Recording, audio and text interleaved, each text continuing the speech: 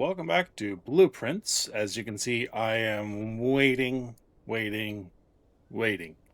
Still got an hour and a half almost in game time, so 7.5 minutes plus half of 7.5, so 10 3/4-ish minutes. So about 10 11 maybe. It'll be time.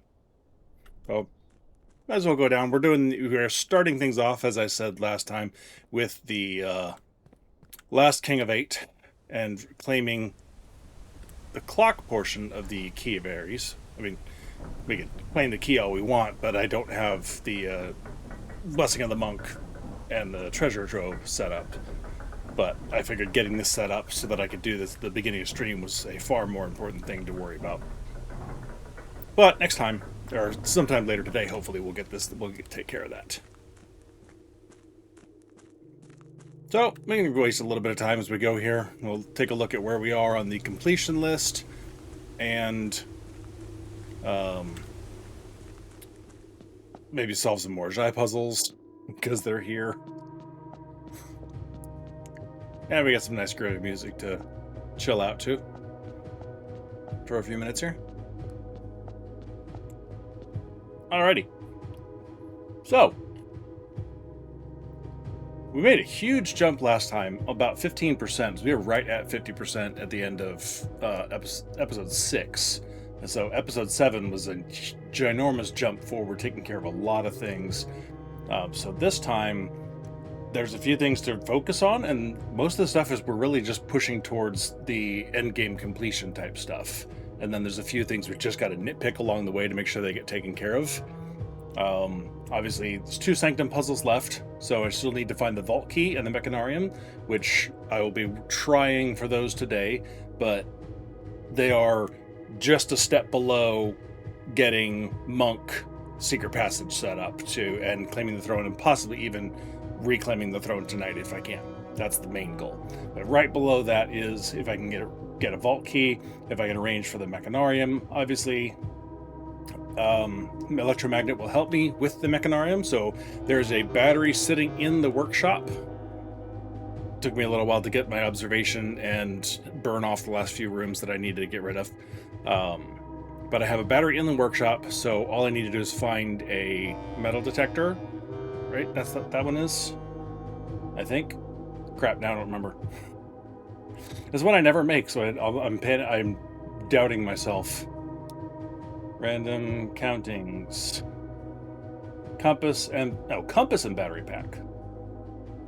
Okay. Do I have a compass? No, I don't remember seeing a compass anywhere.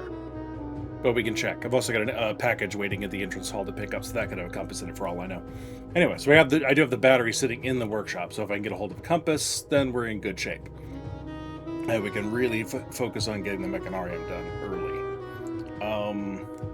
Then the goal is to try and get the shrine and set up monk power today if possible.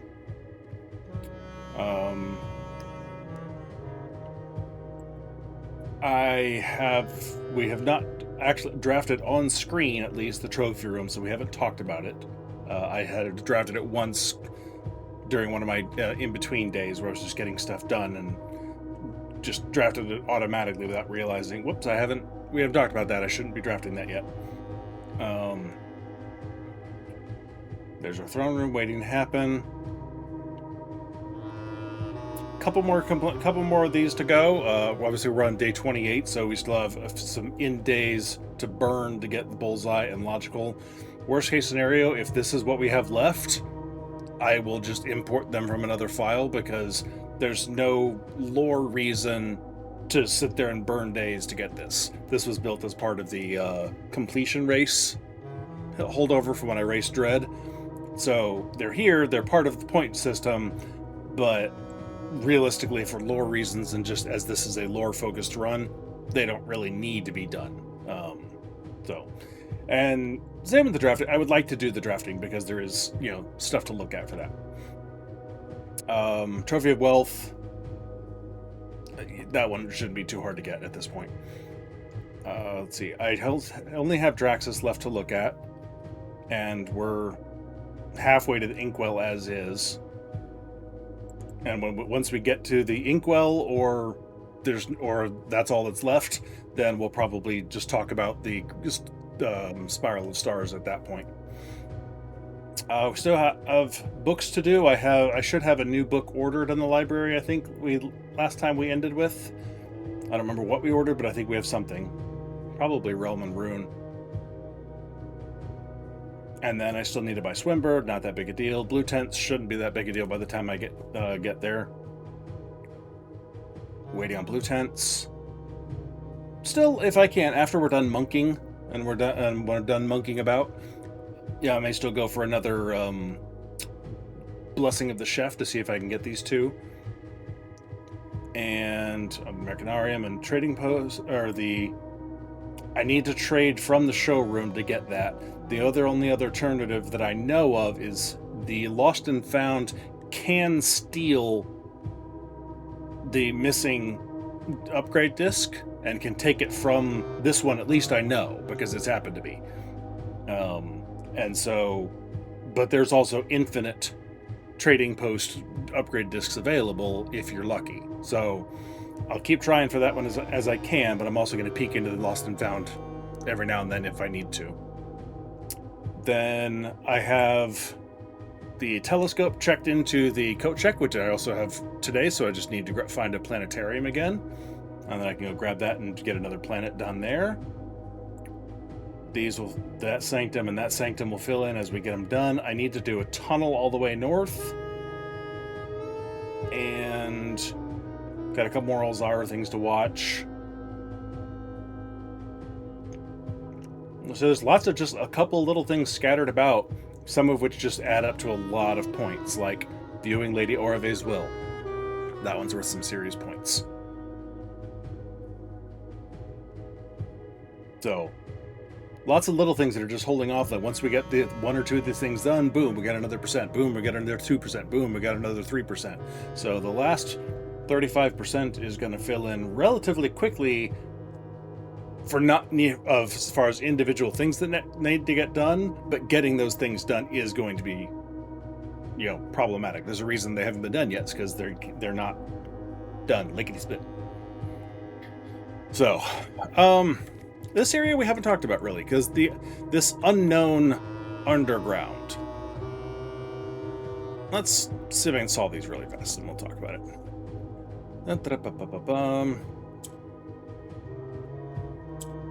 Let's see. Think.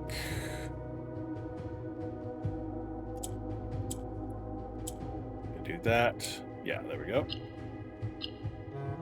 I do not have these saved as shortcuts anywhere because I don't solve them for any lore or challenge runs or speed runs or anything. Let's see if I do you and you, switch you.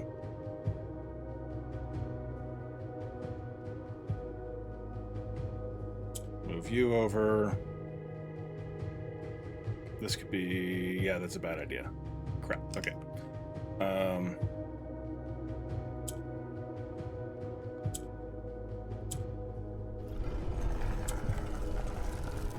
Ta-da! Okay, let's finish solving this so we can talk about this whole area. Let's see, then if I move you up, I don't have a way to change you. Crap! I don't remember how to do this one. Obviously I have to move, at the very least that has to move once. Then I can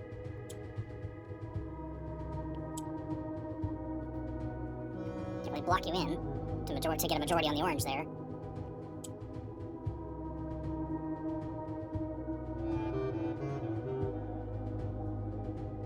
If that turns you purple, then that doesn't really do me any good. Oh, there we go, done. Okay, that gives me a black on the bottom. I can raise you up now. Swap you. There we go. It's like I know what has to happen, I can picture it, I just gotta get the steps to do it. Okay. Swap you. Get you up to the top. Rotate you. You're black now. Move you, move you.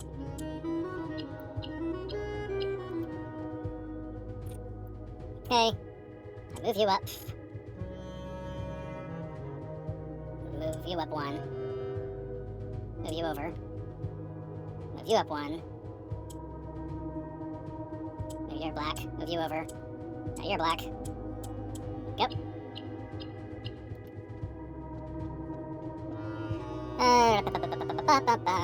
If I rotate you up, you become black.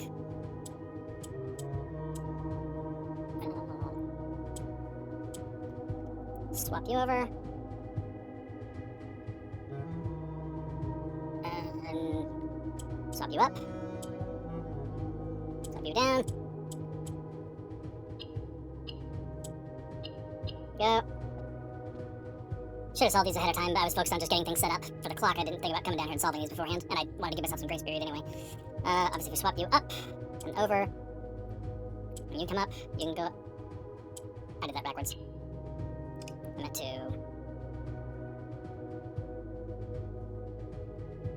No, I didn't. Okay. Bring you up. And then... move you back over. Move you back over. Send you up. Get a black into the middle. And turn you black. Black down here at the bottom. Turn you black. Send you back up. Send you down. Okay. Let's see. Boy. I've sent you over. You can become pink. Send you back up. Bring you up. You're gonna be black now. You can turn black. Swap you. Swap you.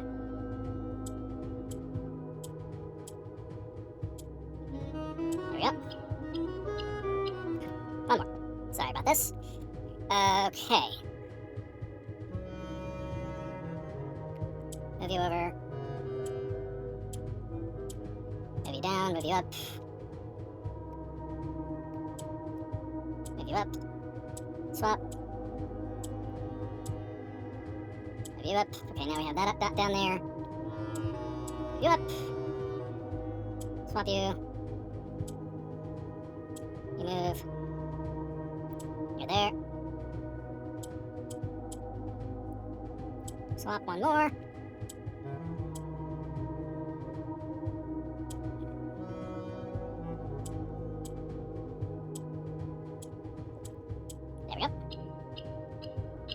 Okay. So, we typically refer to this place, and I don't think I've ever seen anyone realistically refer to someone else like this, called the Unknown Underground, but it's also called Aries Court. In Aries Court, where the king now lays,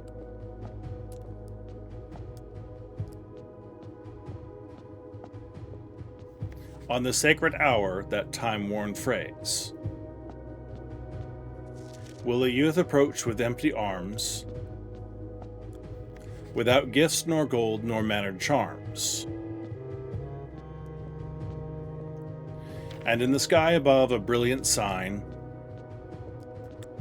a sullen cross as 5 stars align.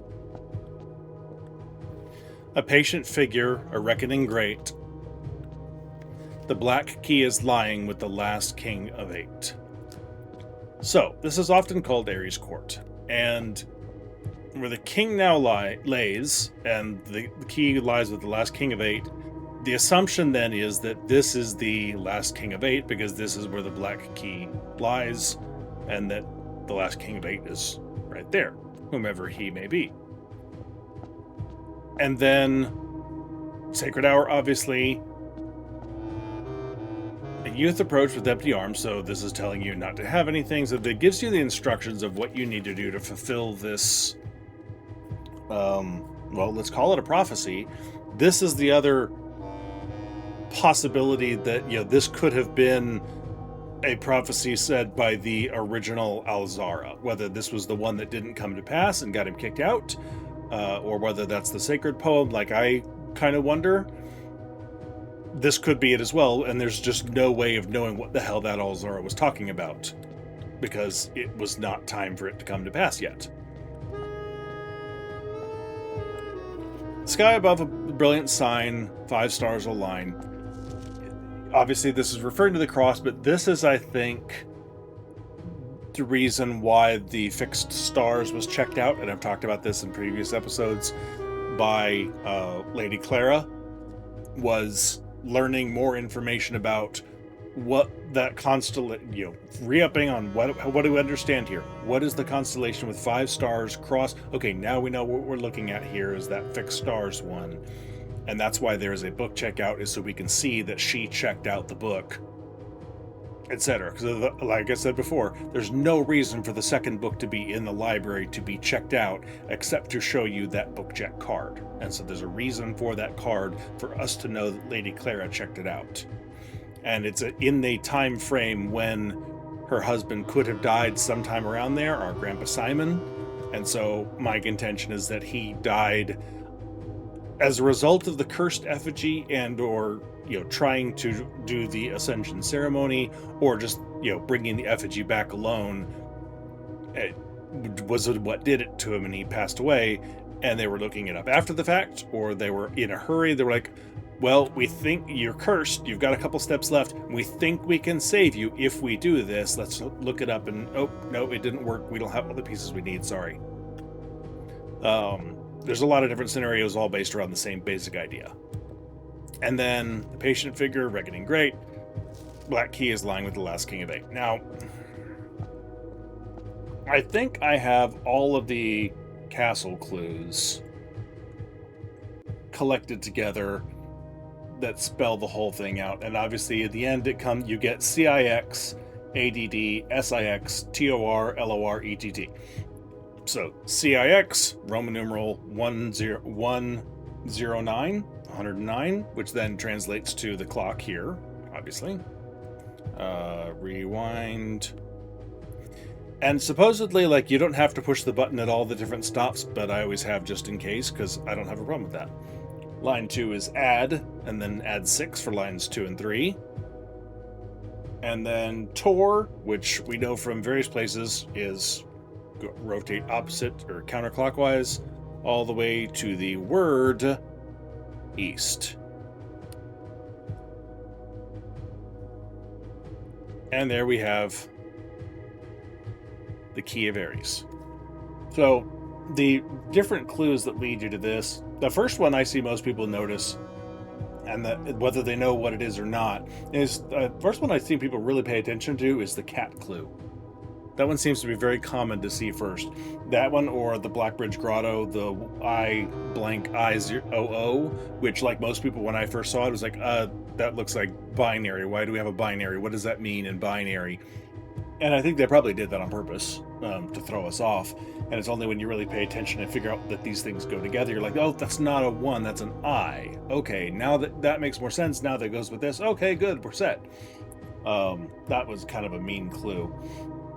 But the other places, let's see, starting at the top for what you need. So C, the cat, the I for CIX comes from both the Blackbridge Grotto I, but also the ID in the passport for your mom from the vault. That one, ID, and then 4 blanks below it. Then the X you can get from a couple of different places.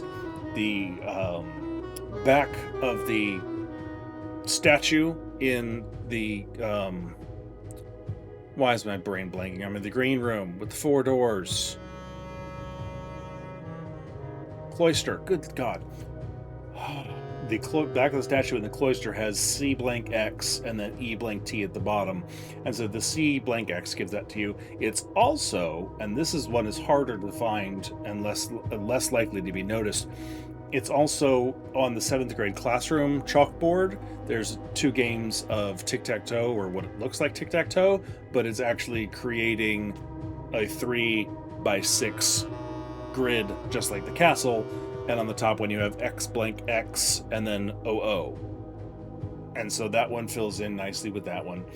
The OO overlaps with the clue that's in the new clue draft copy, which then says, oh, maybe this, because that one has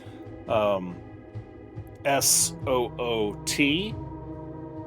And then that one says, oh, maybe this has too much overlap with the secret passage. And the secret passage has DOOR. And so then the math worksheet that's hidden in one of the lockers has 6, just flat out 6. And then ORO. And is that everything? I think so. But and if I'm forgetting one, I'll mark it on the screen for YouTube at least. But and when you put it all together, and there, if you don't notice all of them, there are some other clues to help point you. So, like obviously, the draft copy of New Clue points you to the secret passage. I've seen a couple people find that on their own, and a couple of people find it specifically because of the New Clue book. So, probably the majority of the people that I've watched play this game find it because someone in their chat goes, "Do you want to know? Do you just want us to tell you?" And they tell them to go look at the secret passage. The cloister statue, if you miss it, there is a staff memo on mine, at least, is January 29th, where Anne mentions that Mr. Nagula found the letters in the back of the statue and wanted to scrub them off, but they're like, nope, no, don't do that, don't do that. And there is one other clue in another staff memo that mine at least was date stamped January 26th. Was not sure what the offending message was, but it does remind me of the letters I saw written on the back of the bookcase in the secret passage from Kimberly. So there are multiple places, because this is Tonda Ross and Blueprints, there are multiple places to find most of the clues for these letters, at the very least to get you started on filling things in. And I think they did a good job of breaking it up and making them look inconspicuous until you realize what's going on, and then you're like, wait, did I see something like this before? And it really is a masterful job of puzzle design, in my opinion. Now, the Key of Aries. The Royal Key of Aries, a key crafted from infused Second Era gold and soot black onyx, adorned with the original insignia of the Aries family crest.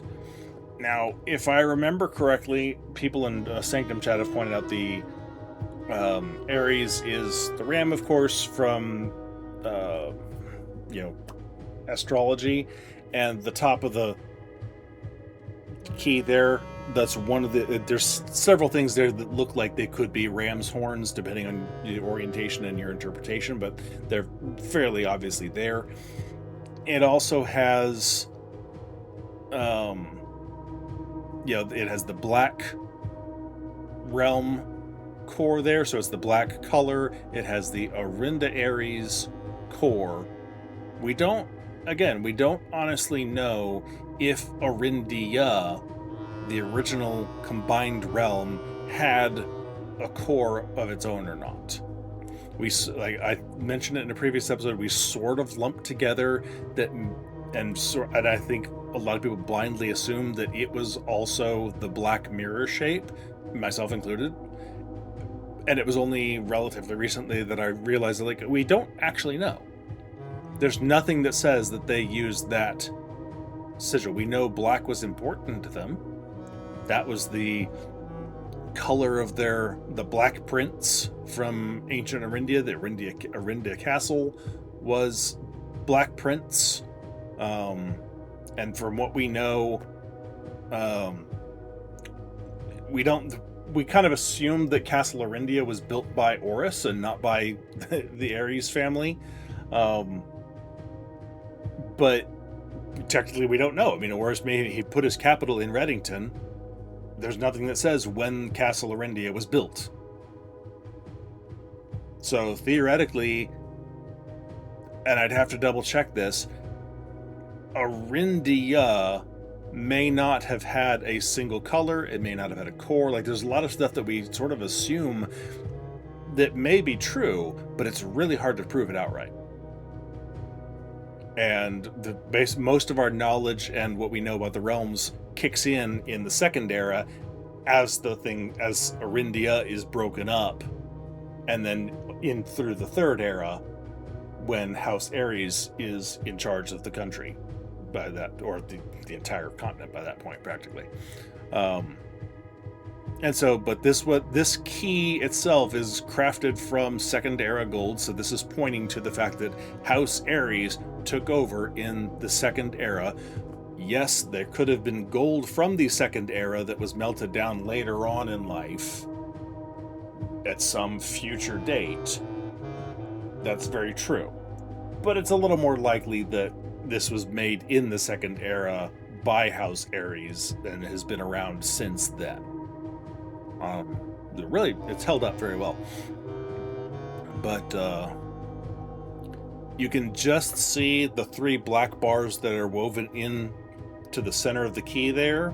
There's 1, 2, 3 black bars that I've seen that could be what the Sinclair family crest and the Arinda shield are, all connected with. That House Aries could have also used those 3 bars as part of their house crest, and that may have then carried on to the Sinclairs if that's where the Sinclair legacy comes from. And then, of course, the A and the E in the bottom on the teeth of the key.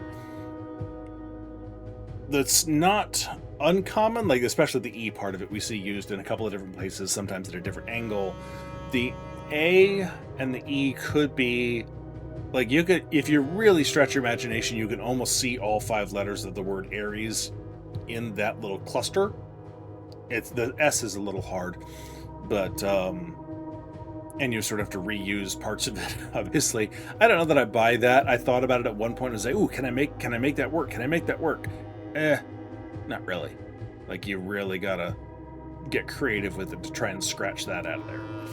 So I don't know that that's what that intends. The A could still stand for Aries, and the E is just part of a functioning key, But this is one of the keys that I have from the IM 8-bit key random box thing that they did. You buy 6 random keys, and there's a video on my channel if you want to see the unboxing. But it's one of my favorite keys because I think it's a cool looking key, and the little one they send is gorgeous, so I'm happy that this is one of the ones that I got. So this, like, why is this called Aries Court if it is Aries Court? I don't know. This is not where they would have held court, presumably. This is where they're burying someone, and like, they've got these things on the walls. This could have been where the throne room originally was, for all we know. Not the throne room, or like, this could have been related to the throne room. This could have been the entrance to the throne room. This could have been like the antechamber of the original throne room. Like, there's so much we just don't frickin' know. Why would this be called Aries Court? Why are those 2 words used here in this part of the poem? And it is the Court of Aries, is the royal court of House Aries, or in Arinda Aries. But more like the Aries Court, or the Court of Aries, would be specific to the family, not just the realm, because there's 2 different realms that use Aries at the time. And yeah, it's kind of weird terminology and what this space would have been used for originally, except as a glorified tomb. We don't know what's behind these walls. Could be they bricked up family members when they buried them. We know the actual tomb holds special people going back generations in the Sinclair family, but that may or may not include anyone in the Aries family. But this fellow back here is also very curious in several different ways. Number one, we don't get a whole lot of pictures of people. Like, I can't think of another painting of a person in the game. All we have are photographs. And at first, when I saw this, when I was thinking about the kings and everything, I had assumed that this was one of the Desolés. I would contend and said this is probably one of the kings of Aries, or at the very worst, could be Horus or something like that. Like, this was as an homage to him. I don't know which of the kings it would be if it's not Like, there's no way to narrow it down, really, unless this whole thing specifically is devoted to the 8th king of Aries. He's buried there, and there's a nice picture of him here. Who knows? It's one of the many areas where we just don't know enough information about the history and what goes on. Now, the interesting thing about this, though, is like everybody, like most people, when I got here, I'm like, okay, come on, this has got to be a door, because this is just so out of place. And when you look at it from certain angles, it sure as hell looks like maybe there's a gap there, but as far as I can tell, there's not. It's just an optical illusion. But that's sort of clipped into the floor in a place, so this thing is clearly separate from the rest of what's here. And then there's this weird archway over an archway. You know, what if it was really just a mural of this guy? Why wouldn't this just extend up another foot? And then when I came in here on my free roam mod episode, I specifically looked in this room. There is a space behind it, this picture. Now, it could just be unused code, something that was intended to be there, then they decided not to do anything, and it was just left there easier rather than trying to remove it. This could have been a door, and they removed the thing that triggers the door, so now it is just a wall. We don't know. But it is still it is so curious and more than slightly maddening that this thing is here, and we have no idea why at this point. And there are theories upon theories upon theories about how you might get this thing to open, what could be revealed back there.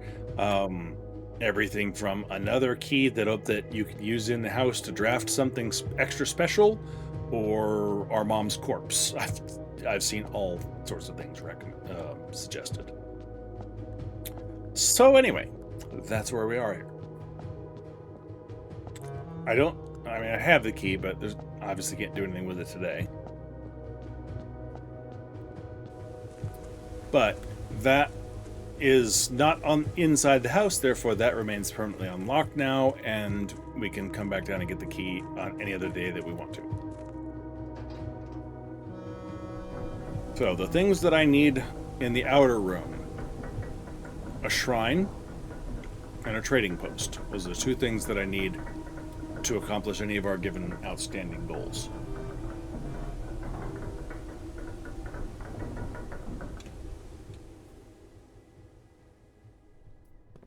And if we get a trading post, then ultimately I need the showroom. If we get a shrine, then I need the secret passage. Either way, dice would help. I have a lot of resources just waiting for me inside the house to go claim, because obviously I wasn't picking anything up. I would love to have dice. Unfortunately, I spent all the dice that I picked up getting the observatory and then trying for other useful things. So let's see what we can get just offhand, because worst case scenario, this day is already halfway done with steps, so I don't mind losing it if I have to. All right, trading post it is. And we have the king power, so once I have some resources, I can swap to yellow and get a showcase. The showroom. I thought I had a box. Guess I don't. Okay. Den and Parlor are this way. I got the dice from there. That room's claimed. We have 2 options if I can that I can work with. Neither of which work there.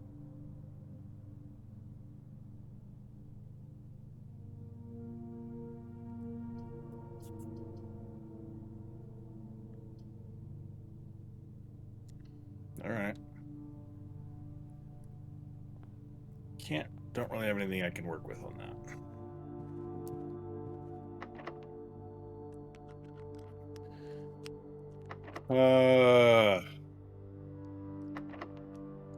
Might as well. Otherwise I have to draft all the way to the other side of the house to be able to use it. Free sledgehammer, that's nice. Alright.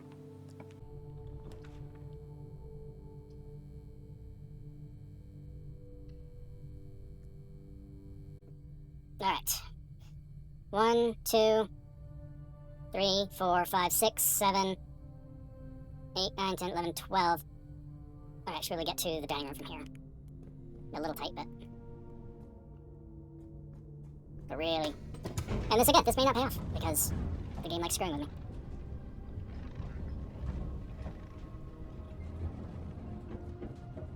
But we got a good amount of gold, and we should find some fruit along the way as well, so this should pay off in steps, one or the other, if we get to the dining room.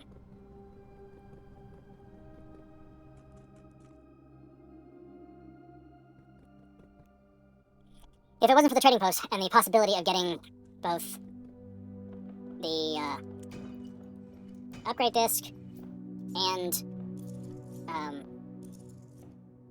okay, worth it. The planetarium thing done today as well, then I might not worry about this so much. Alright, this ultimately connects in a loop if I need it to. So let's do the short way up to get to the dining room, and then we'll assess how much food we picked up along the way.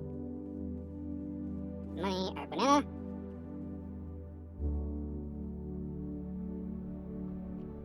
Apple. Extra delicious today. Thank you very much. Banana.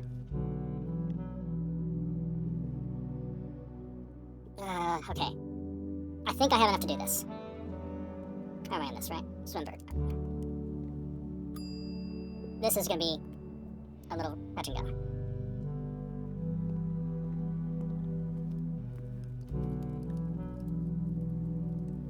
Country stew pie. Is that the one I'm missing? Yeah, beef stew pie, country stew pie. Alright, this is the last of the main meals we haven't talked about yet. They boiled chuck stew, layered and then baked to perfection, topped with a mashed potato Parmesan cheese crust. This is one of the few that just doesn't really look all that appealing to me. I'll be honest.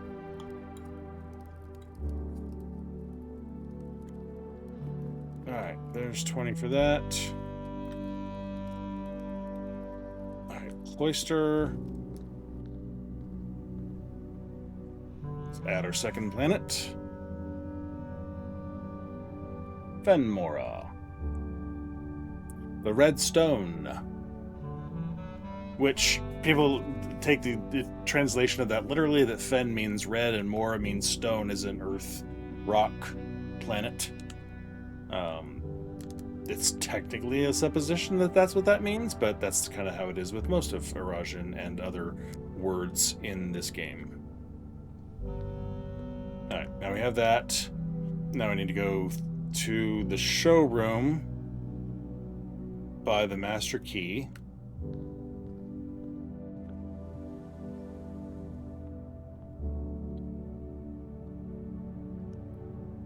Okay, now see if we can draft anything out of the Great Hall. Yeah, this way.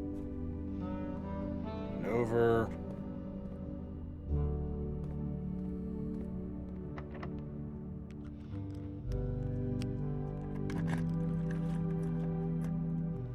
Okay, skip you. Keys I don't need. There we go.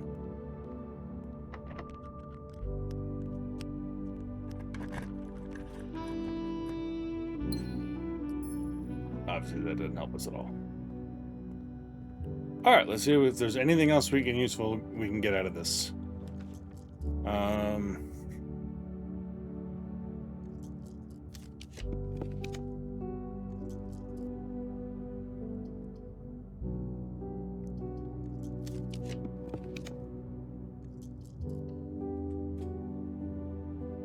Get a morning room, help with gems tomorrow. That'd be nice.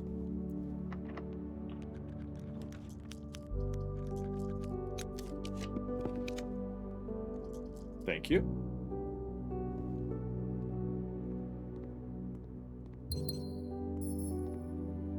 Lucky foot. Hey, we can do a tunnel. Just knock this one out. The tunnel. Going under all obstacles, the tunnel pierces through walls and room alike. This crudely excavated passage looks to be the work of someone determined to get where they're going, regardless of whether the house's floor plan is accommodating or not. Tunnel's fun. There are people who are obsessed with the tunnel in a couple of chats that I'm in. It's amusing, and there's even an emoji, a tunnel emoji, that I like to get from one of their chats, either paying points to unlock it or what if I have a gift sub at the time. It's fun to throw in people's chats who are playing blueprints, who have the tunnel, and you put if you draft any room and you put the little icon emoji in their chat, they're like, "Oh, you have a tunnel emoji?" Like, yeah, it's not mine, but I do have one. Yes, it's fun.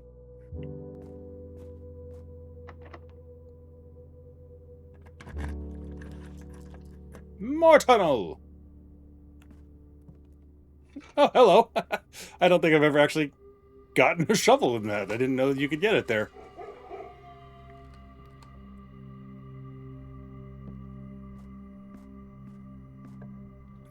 And even more tunnel.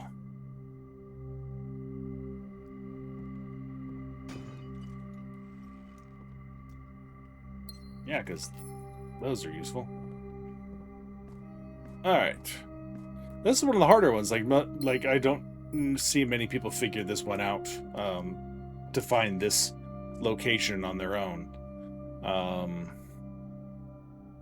Let's see. If we do that.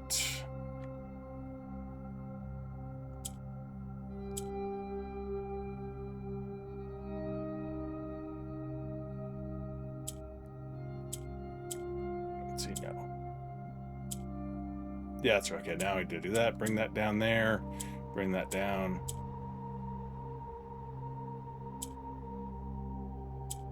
There we go.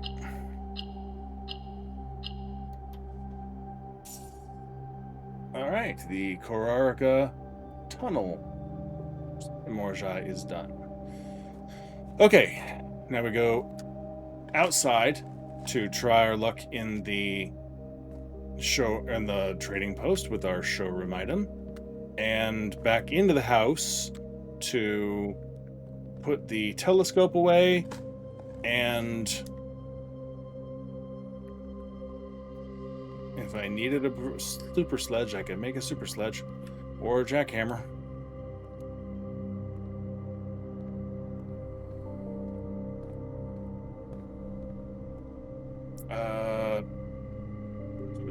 Gamble really fast. Don't really think the gambling's going to pay off for me here.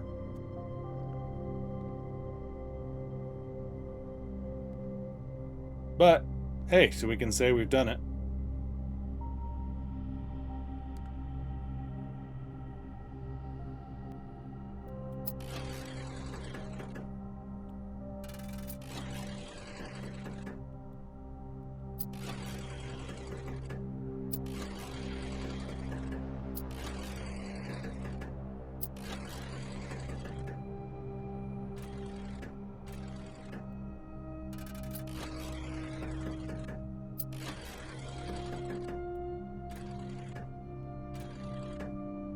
That wash.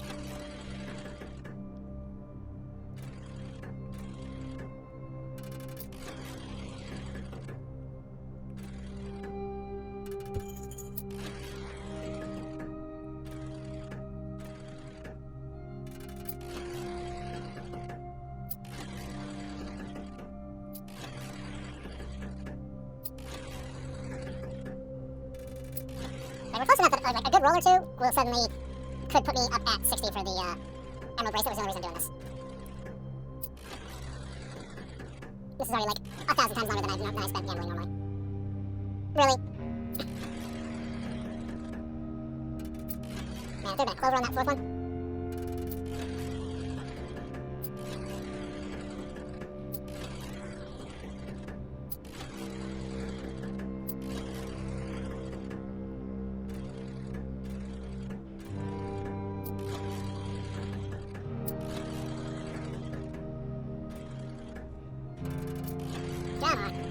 Hey, so welcome in. Sorry I missed you. I'm so happy for that. Tis good. And thank you very much for the 15 stream streak. Very much appreciated.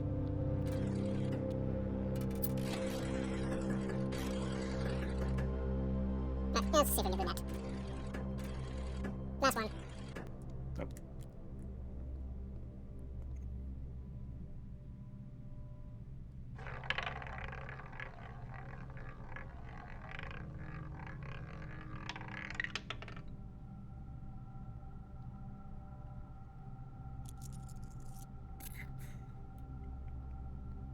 All right, whatever.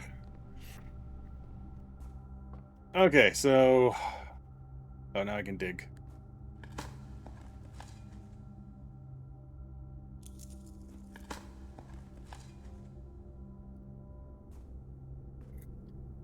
Okay, so now we head back down.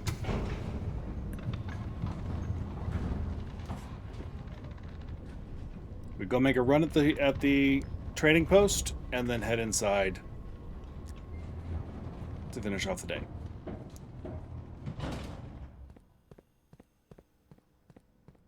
And then tomorrow we hunt for the shrine.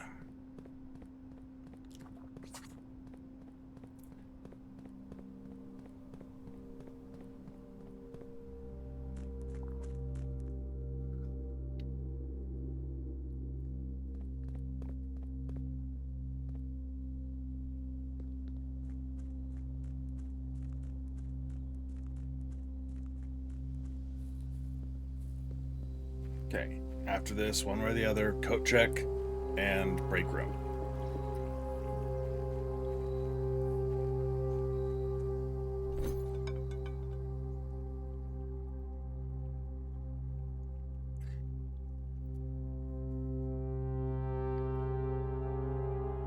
Not what I wanted. No. Still no. Not what I need. Doesn't help me today.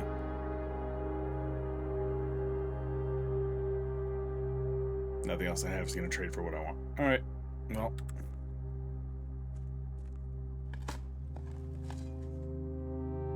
Bloody keys. Okay. One of these days. Keep trying for it. It's another one where worst case scenario, if I have to, I can burn days looking for it off screen, and then by that time, hopefully, put it into, I will have finished I will have finished upgrading the Planetarium, and the coat check will be free, and I can drop it in the coat check if I can do it off screen rather than wasting time on screen if necessary. Last resort, though. Telescope. Okay, and off to the break room and finish the day.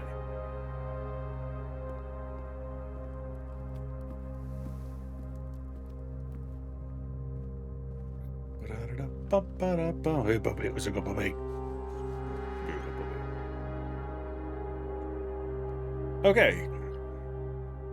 Still a productive day overall. Got another planet, got another allowance token.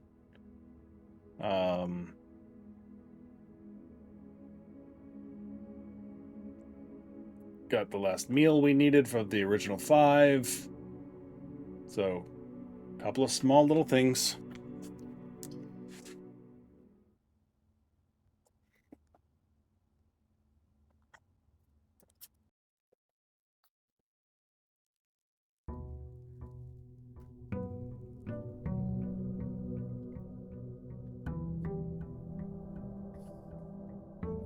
Boom, boom, boom, boom, boom, boom. Alright, now since we definitely want the shrine, let's see if we can get some dice first.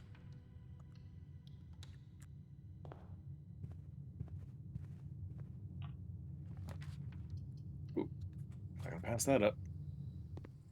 What do you got for me? Give me some good, give me some good. Yes! Oh, I love a common study. And a free common coister. And we still want the coat check quite often. So there we go.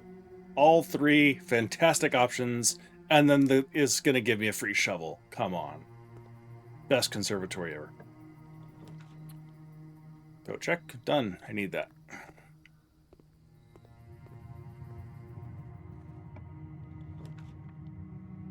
Planetarium. Okay. That was easy. Bing!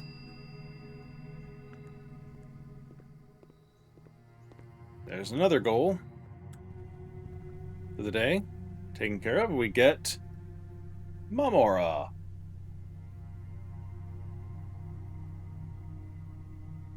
Mamora, the guiding light. Starting tomorrow, each planetarium will contain an ivory die.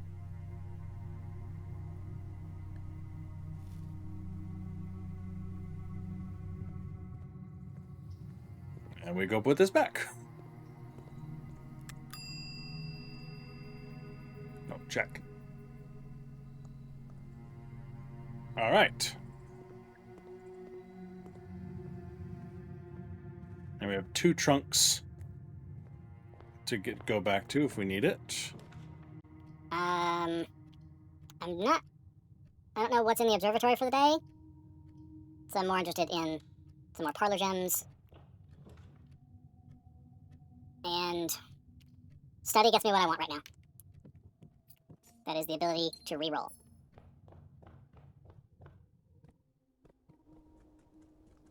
Without having to give myself blue king power or something, I can now look for orange king power to get the secret passage. Reroll. Looking for the shrine, please. Thank you. Alright, and monk. I want a good. I would like at least the bare minimum 3. I think I can go for 4, though. So for 4 days, monk is 29 gold.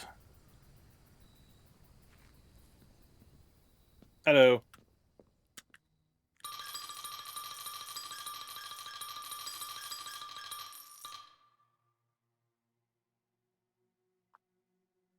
Alright, that gives us plenty of time to work with. Now I need the treasure trove first. Actually, not the secret passage. I'm getting ahead of myself there.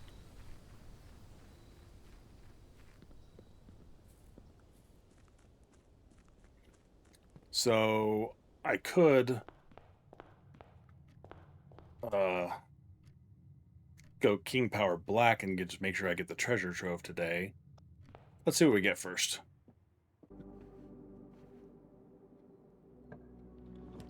Hey, treasure trove. Thanks. Alright, so we have what we need for today for monking.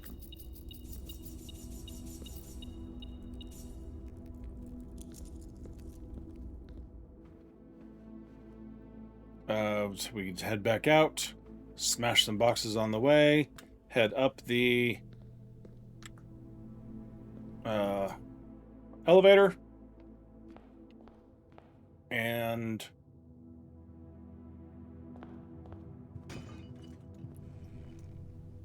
take on the rest of the top of the house, see what else we can get. Because we're still looking for, now that we have quite a few gems, we're still looking for the trophy room. Hello. And I think that's the last room we have to talk about.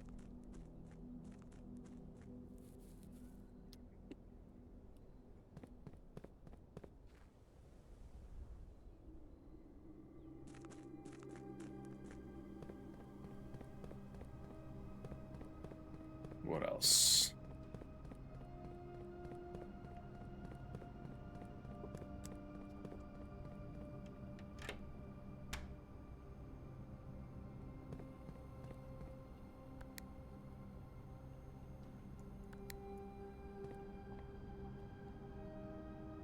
Library. We can look for. We need a library.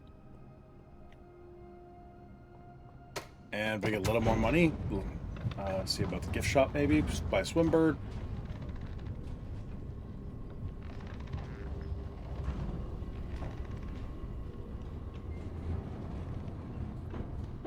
Yeah, so I mean, we're in pretty decent shape actually. Gotta worry about getting some steps back.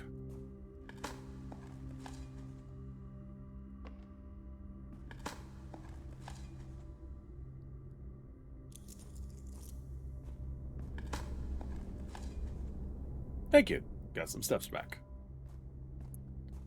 Alright, let's head. Let's see what we got south first.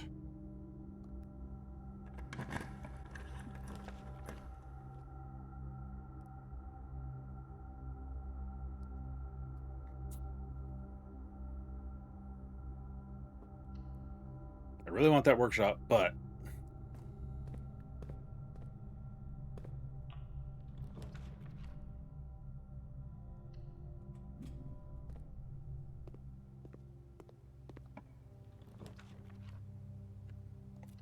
Okay. Alright. That's one thing I need. How about an attic?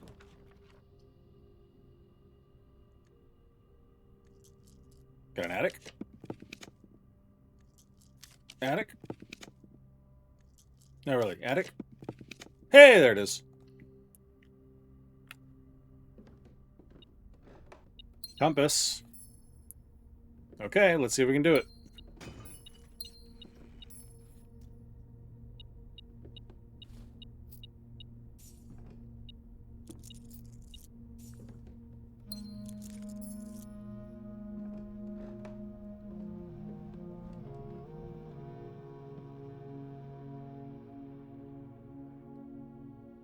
Compass, battery.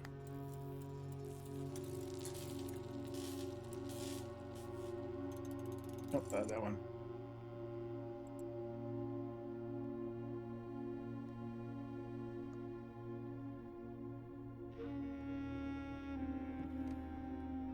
Okay, now I need the dining room to keep me alive. On steps. Oof.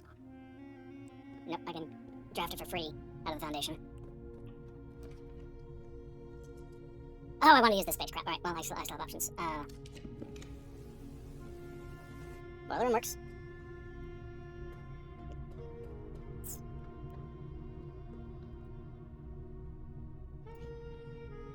Should have done this while I was still there. Crap, I'm burning steps.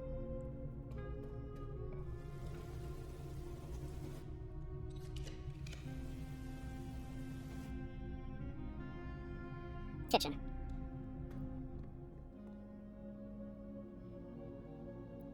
Okay, if I get another red room, that's nice. And then the tomato soup becomes really nice to have. As of now, it's just kind of an okay thing to have. Okay. Alright, we're making plans. We're getting things done.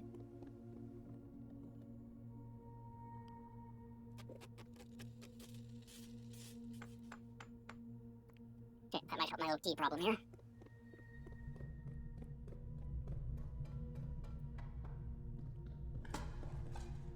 Not what I had in mind, but okay. That's what I was thinking of. Restore the bridge. Okay, now... I already dug all these out. Okay, so let's see. How many? I have security and boiler room now. Mechanarium itself would be 3. 4, 5. So I need 3 more mechanical rooms. Oh, workshops. So I need 2 more mechanical rooms. Pool would put another one into play for me. I don't hate it. And there's these. Yes! More gems and dice for rerolling when I need it. Okay. Greenhouse more likely to draw green rooms, which I don't really need at the moment. The extra key, however, might help. Okay, now... Server key works because it'll make sure I get a couple of rooms out of this. Excellent, I like that. So what just happened? Oh yeah, gold flew up out of the ground. Okay, laboratory, yep, okay. Alright, we are gonna make the Mechanarium happen today.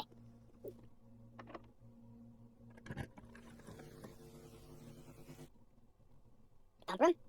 Alright, that is 1, 2, 3, 4, 5 on the board, plus Mechanarium is 6. If I can draft it into the dead end between the mailroom and the kitchen, that should be all I need, but we're gonna keep going just for safety's sake.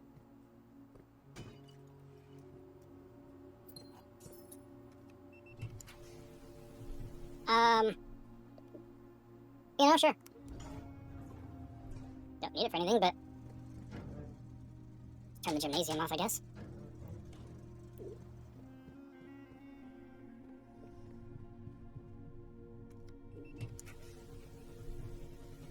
Okay, hold on. Security, workshop, boiler room. laboratory, pump room, utility. 1 Mechanarium. So 1, I ran out of fingers. 2, 3, 4, 5, 6, 7 is the Mechanarium. 1 blank wall against the kitchen that can't be drafted. We're good. Ta-da! Last key of 8. Which, if you were not aware of how the Mechanarium works, first of all, this is our first time in it, so we can officially talk about it now. But if you were not aware of how the Mechanarium doors function, obviously, the Mechanarium has 1 door for each mechanical room in your house. But if you draft it onto a blank wall, a dead end space, it cannot put a door there, so it counts that as, you know, so it can't, it basically skips that one when it's trying to place doors. And so if, like, for instance, if the chapel didn't have a door going north, that would be a 3 blind dead end with no exits into it. And if I had drafted down into that space, I would only need 4 mechanical rooms on the board plus the Mechanarium itself to reach 8 doors. Because it would be 1 from the Mechanarium, 1 for each of the 4 rooms that I had in the house, and then 3 doors, 3 places where it couldn't put doors, and so it would automatically just give me the 4 doors to get to the Sanctum key. So if you are having problems getting enough mechanical rooms at any point, obviously the electromagnet has been the key today, but the first time I did it by accident. I just drafted the Mechanarium into a blind alley like that and got the Sanctum key. I was like, I don't know why that worked, because I didn't understand the Mechanarium yet. And I had to figure it out after the fact. So, we can also pull this lever.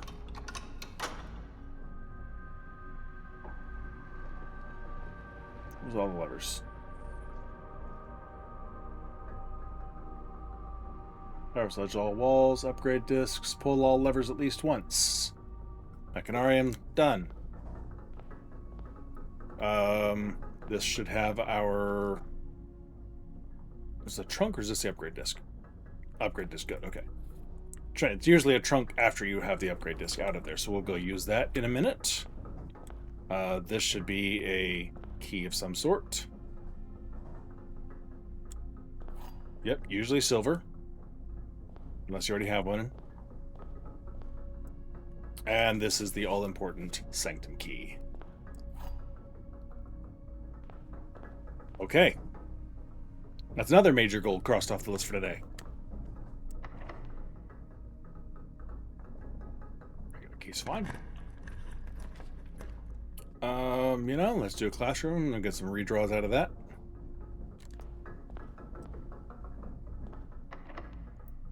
Server key right here is fine. Awesome. A cloister of Rune would be the only thing better than that, really.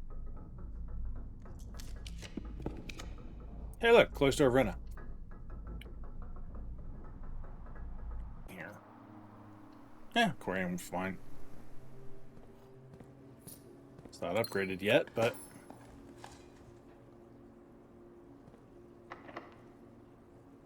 Now we're good on keys. Trophy room!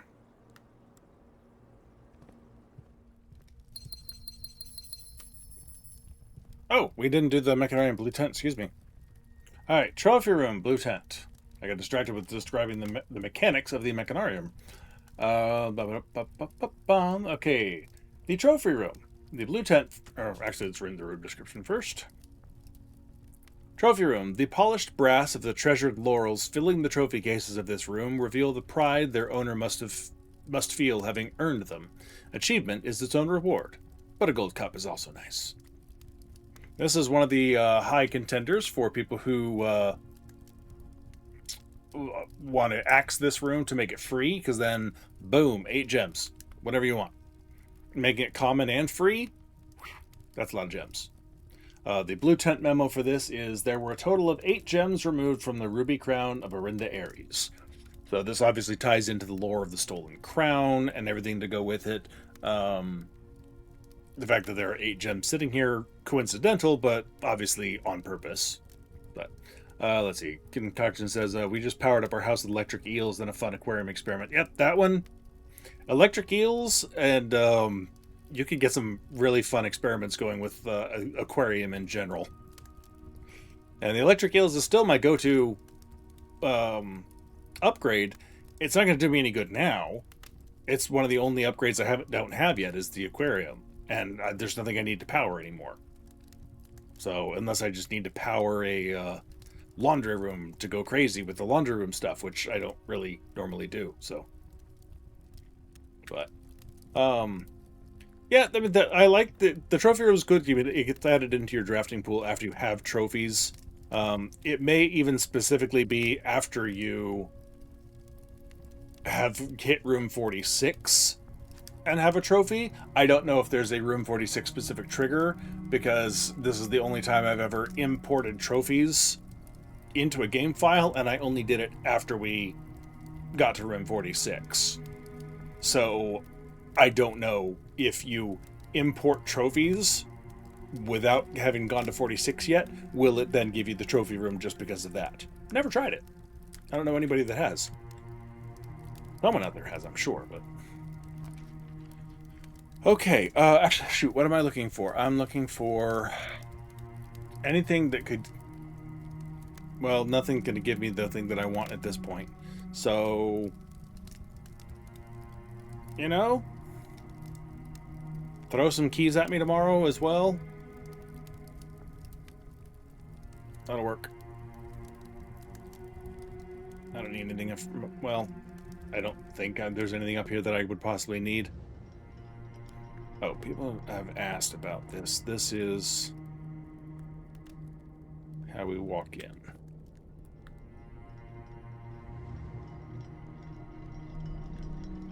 I forget the orientation. You walk in facing the broken clock direction. Okay.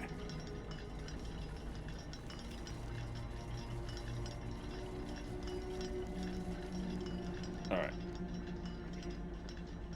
It's always in that spot.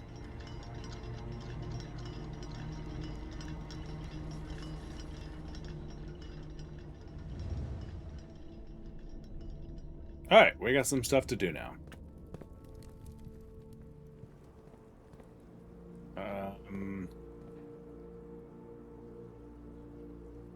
You will have an apple for me.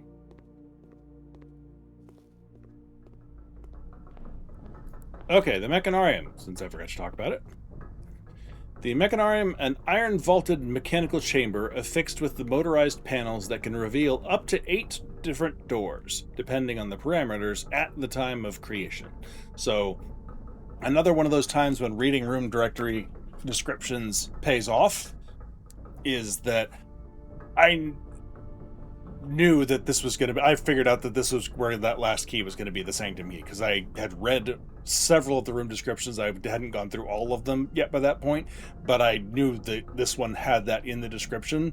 So I was like, oh, okay, I know what that means. I still did it by accident, like I told you a minute ago. I didn't know that the doors thing worked, and that's how I got the key, but I knew that the Mechanarium would have the key. So when did I draft? I drafted it off screen one time, apparently. But anyway, and the blue tent memo.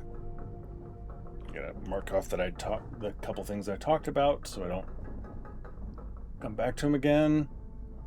For the Mechanarium. Okay, on the coat of arms, the first number is 1 numeral, the rest are each 2 numerals. So this is key to understanding how to break up the MMCXII, whatever it is, from the coat of arms, so you know how to break it up so that you can core it properly to get the result you need to then figure out what to do with what the core is, some of the digits, vault key, key 8, etc. So this one, again, this is one of the ones that I've described a couple times now, that the Cracking the Cryptid guys, they got this blue tent memo right before they got the vault, right when they already had the key of 8 in their hand. And so they figured it out right away and ran right into it. It was awesome.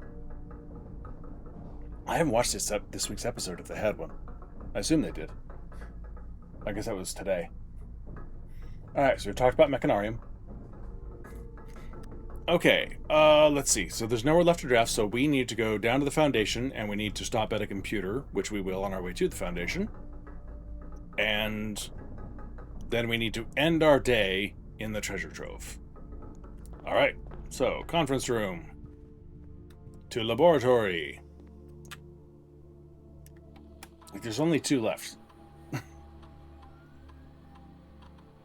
So this is the upgrade disc for Mechanarium. Parlor. Awesome. Alright, on a normal day, on doing anything, just playing the game, I'm a 3-gem prize kind of guy. It's simple, easy, doesn't put anything at risk. And especially if I get this early, I'm kind of bummed that I've been without it this whole time. That's a lot of days worth of gems that I've been missing out on because it gives it to me this late. But because there's lore associated with this and cool stuff to look at, we're going to do the funeral parlor. The description of the parlor does not change based on the lore, except for the funeral parlor. Parlor.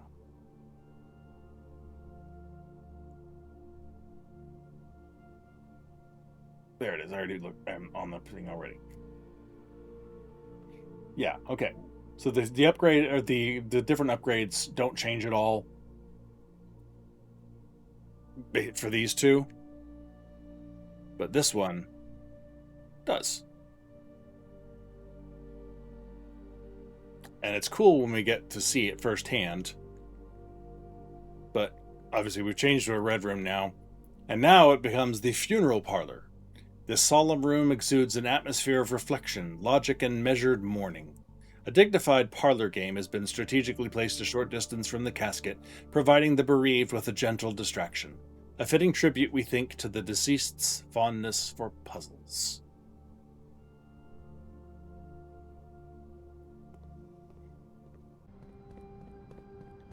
Alright, and for the Mechanarium, we are doing Nuance.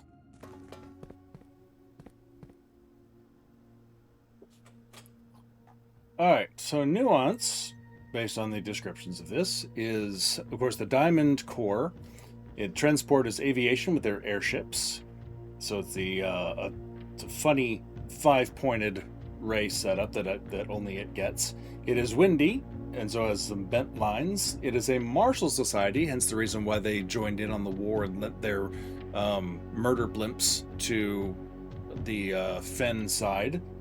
And it is green, therefore has diagonal hash shading as the outer ring. Oh no, this doesn't get the funky one. Vera got the funky one. So we want the 2 pokey lines for militaristic. We want the slightly curved ones for windy.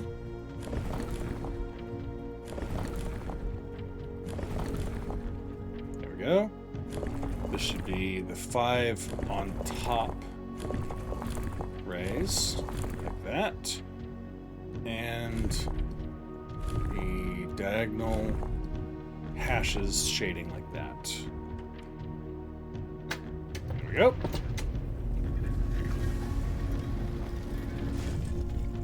And this is another long one, but Mora's Eye Box, the Nuance variation. Puzzle boxes became just as popular in the air hangars of Nuance as they had in the ports of Mora's Eye. Green tiles were introduced with an ability that allowed them to instantly jump across the board, representing the ease with which air travel conveyed its cargo. When green tiles are pressed, the tile swaps with the opposite tile on the far side of the box. One.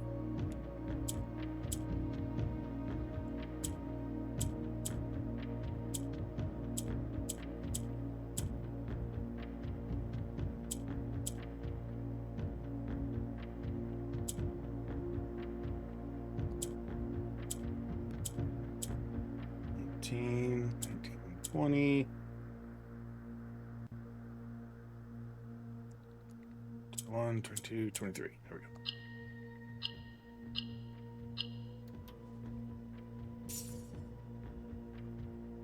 go. Alrighty, more allowance. Alright, so again, here's our airship that we see the blimp, the version of this floating over the Colossus Arinda in the history classroom slide. An interesting, like, this is their tower for where they live. So, like, you know, there's a nice little patio, someone's house, or is this a corporate building? Based on the number of windows, I'm going to say corporate building, and this is like a little lounge area for, you know, break room sort of thing. And then this would be a airship docking station, like you see. So there's one of these buildings right there. And presumably several of these, the tallest buildings here are airship docking stations, like that one over there. And that could be just literally what these little, this thing on the top here is. This building is an airship docking station. You can stop here and, you know, on your commute to work, this is where you can drop yourself off. Take a blimp to work. From the Royal East Air Hangar. By far my favorite realm I visited during this trip, but I've always had a penchant for technology, and am less moved by the beauty of nature than others. The soot-filled streets and the soaring skyscrapers here are just as stirring to me as the mountains of Kororika or the beaches of Mora. Perhaps I am just letting my childhood love of dirigiblocks compromise my objectivity. From the shops I have visited, it seems the series is just as popular here as it is back home. Speaking of home, as I look across the eastern sea, I can almost see its shores. I never thought that I would miss the sight of red flags. Herbert.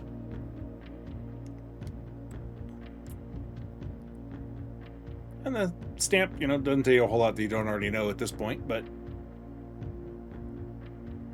you might have seen it and learned, oh, Nuance, airships, as one on somewhere else, and that's how you learned how to get in here.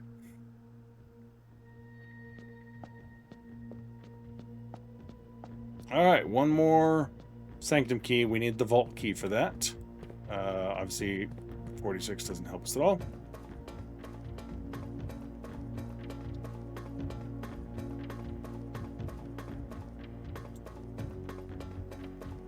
Alright, Sanctum for Nuance, done.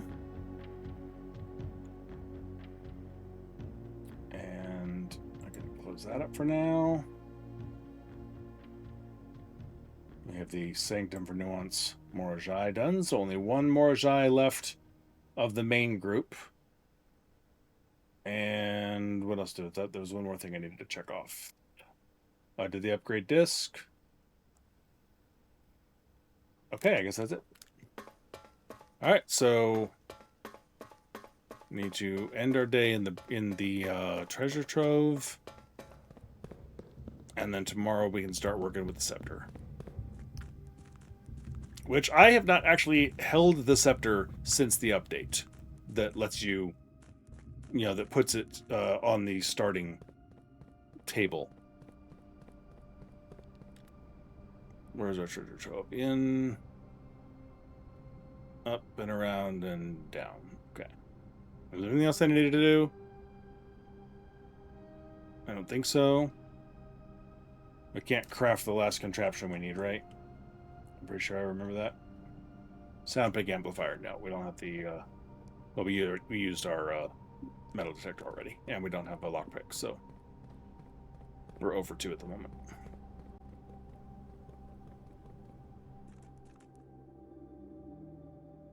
Okay.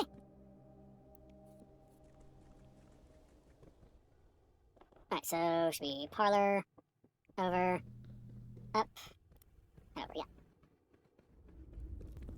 Alright, time to monkey about.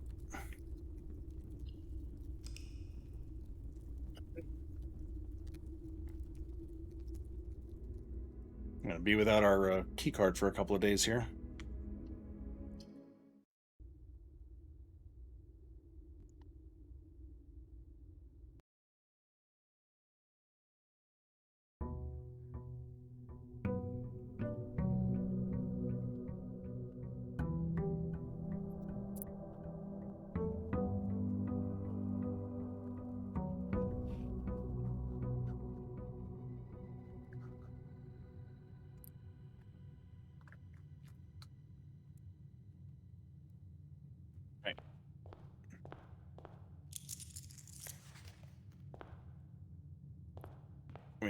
need.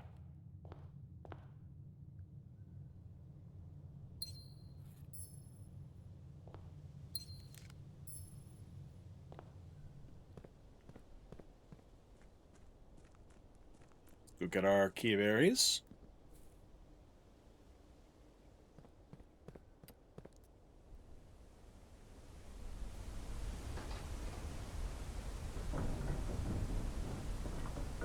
Alright, trying to think. Okay, so, because there's a couple of different rooms I want to monk for the lore and interest of it. And it's going to take me... I guess if I can get a hold of the watering can one of these days. Because again, while I'm monking it, then I'm not getting the trading post. So we'll see how fast I may be burning days just for lore purposes of monking stuff.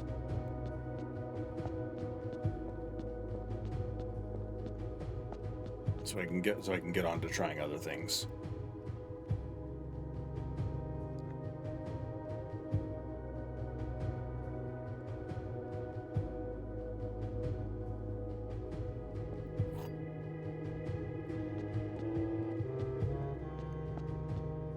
Okay, here we go with our treasure trove.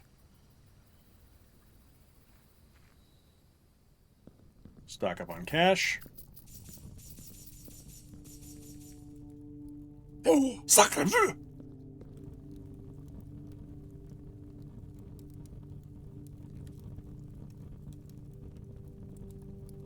An Ageran Royal Scepter.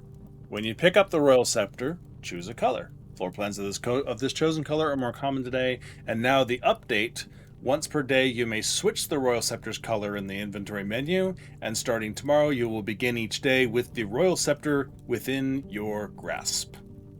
So, originally, if you were not aware, when you had this, if you ended your day in the floor plan of the same color as the scepter you had, you got to keep the scepter till the next day.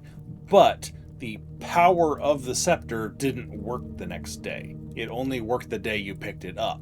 Because the floor plans of the chosen color are more common today, and that's the day you choose the color. So originally, for all the rest of this day, and any day I've got the scepter, you'll see it on the side of the drafting menu when I'm picking rooms. You'll see it saying, here's the scepter, this power is active right now. Just like you see plants when there's a greenhouse active, the books for the study, when you have rerolls active for the study, the scepter shows up, says I'm here. But then the second day after you keep the scepter for having stayed in the same room, you have the scepter in your inventory, but the scepter doesn't show up during the drafting, so its power was not active except the day you picked it up. That is still technically the case, but now you don't keep the scepter day to day, it just puts it on the table next to you each day when you start, so it's within reach, and you pick your color. And then you have the option to change the color, and then tomorrow you'll pick it up again and pick a different color, or pick whatever you want. So they made it a hell of a lot easier to work with and a lot more powerful since the update. Back in my day, we had to walk uphill both ways in the snow to get our scepter to be the color we wanted. Let's see. In bare feet, no less. So today, I can't do anything with it today for furthering the long-term goals. So what I can do, however, today, how can I get the last key, vault key that I need? What are my ways of finding the vault key? For Vault 370, the boudoir of the bunk room drafted out of the Cloister Mira, that's not an option. Closed exhibit, lost and found. The throne room, trading post trades, or dig spots. So half of the ways I can find it are red rooms. All right. Let's just carry Teskin's scepter out of here.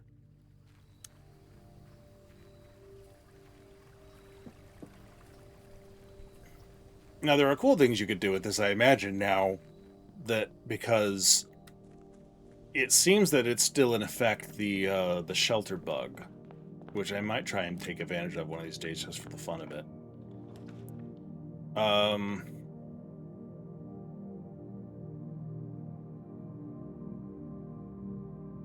Showroom might help, honestly.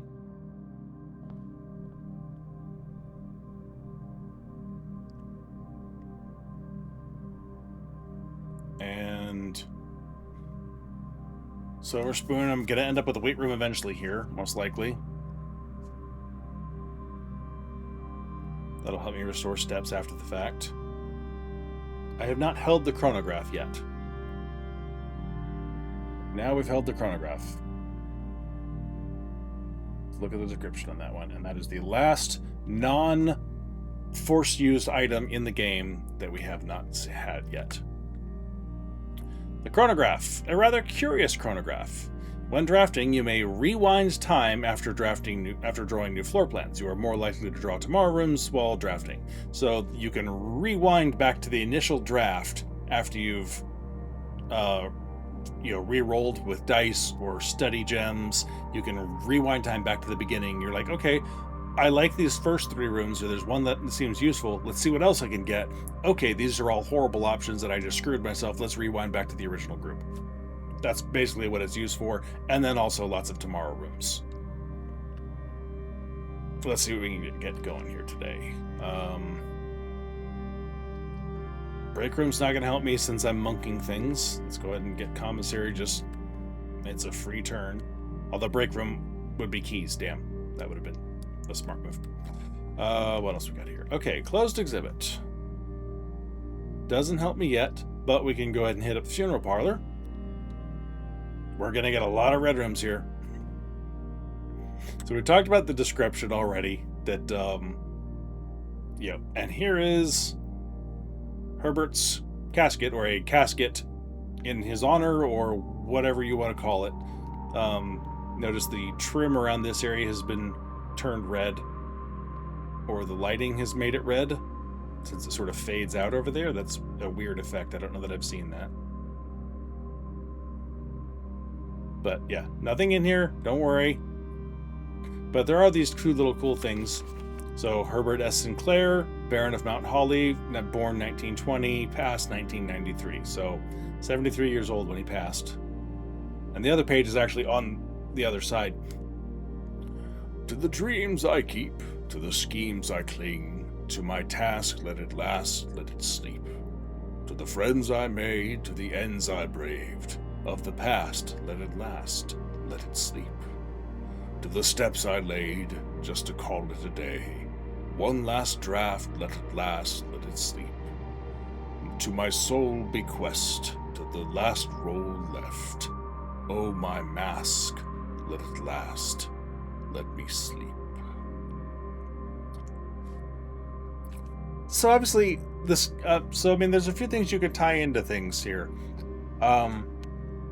Whatever dreams he still hung on to, which may have had to do with family goals or not, he was not an active participant in the political machinations of the family, it seems, but he was an enabler and a helper and supportive, but he was not out there trying to steal things. He was not taking active steps to reclaim the effigy, probably, and he wasn't taking active steps to help Mary beyond giving her a place where she could practice, making sure she was safe, removing, and keeping the Red Guard off their back, that sort of thing. But he was not an active participant in the events, you could say. He was just the support role at most.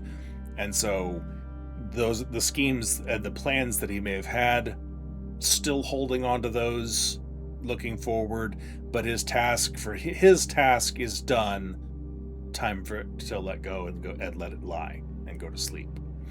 The friends he made and the ends that he braved. So he did make a lot of friends. He made a lot of connections over the years. To the ends I braved. Dead ends. On the path towards death. To the friends I braved, or the friends I made. You know, I mean, we only get the ones that leave their notes around the house for him that he hung on to, you know, KL and Lord Evanson, and it's all the other people who would stop by and left him messages and stuff. But you get the feeling he was a fairly popular guy. That the house had regular visitors for a number of years, and that before he became more reclusive, and then still settled in for more personal environment. So not big balls after his brother passed, but more and more quiet evenings in the parlor with friends and dinner with friends over to visit. So I mean, he still had a lot of friends, and but all of that is part of his past that is now being laid to sleep. The steps I laid to call it a day. One last draft, let it last. So this is, I mean, just it's dealing with the house and drafting the house and the steps that he went through. Um, but is that his day? That it's basically the steps that I laid, the steps in the process of getting things set up and making it so that he could literally call it a day and let himself go, is how I kind of read that. And he's getting himself set up for that one last draft before he can let go and die. Because I've held all along, Herbert knew exactly when he was going to die, whether it was self-inflicted or not. And I don't think he's still alive and faked it. But whether it was a self-inflicted death or he just knew the death ahead of time from an Alzara prediction or whatever, Herbert knew exactly the date he was going to die. And so all of these are the steps that he laid out to set up the puzzles for Simon, to set up the house, to lay the clues, to help us for everything that we learned playing this game, making it so that at last everything was in place and he could personally call it a day on his entire life.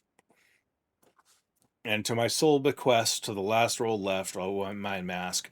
His mask, of course, is a dutiful member of the Fen nobility, that he didn't want to be buried in red soil, but he didn't have the courage to step out of that role and push those boundaries. He didn't accept what he was, but he wasn't willing to break out of it and fight for something more. And so he grudgingly accepted, but never let it become a part of him and become who he was. It was always the mask that he had. And now that he's passed on, he can let the mask slip, even if not enough to let him be buried where he wanted to be buried.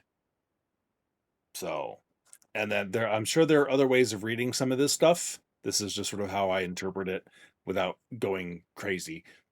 And then I swear that the other half of that used to be over here or something, but I could be totally misremembering, and that literally was just flipping the same pamphlet over.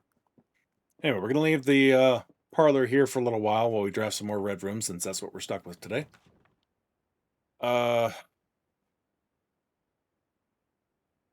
still want Kochek. I need to get that taken care of, so do I grab it now? We're not hurting for steps. If I need to put it back, I will.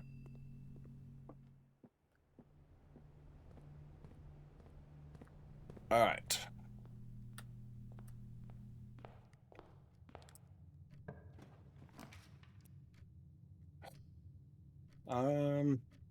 I'd say I don't want the furnace. I'm already getting over enough red rooms as it is.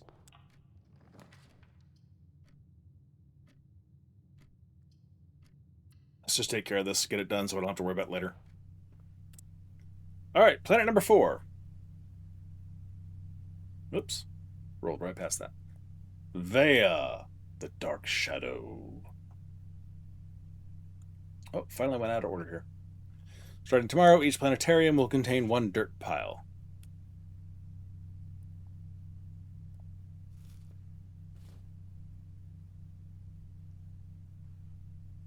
Yeah, we can afford a key. Hey, that paid off.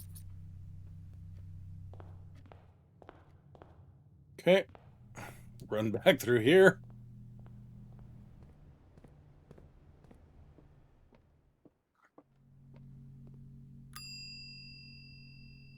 Check. Telescope. I don't expect to really benefit. I guess I could have kept it in case I find an observatory, but it's not really the goal here today. All right, this is our last way out.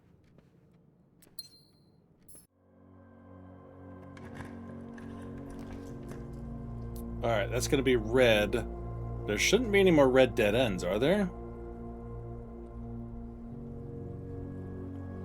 I don't think so. Red dead ends are actually surprisingly not that common. Oh no, lavatory. Could be lavatory, so I can't. That's I don't have the key card. I can't afford to do that.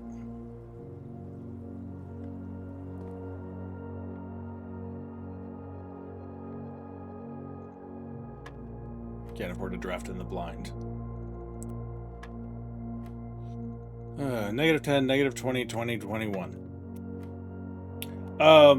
When you see the drafting, there were the wavy lines. That means the furnace is active, which means there's a red room in there. -10, 3, 2, 6, 2, or 4, 2. You'll see it on the next one if there's a red room, which there probably will be. There is not. See, there's no wavy red lines. Freezer would dead end us, so that would be absolutely pointless.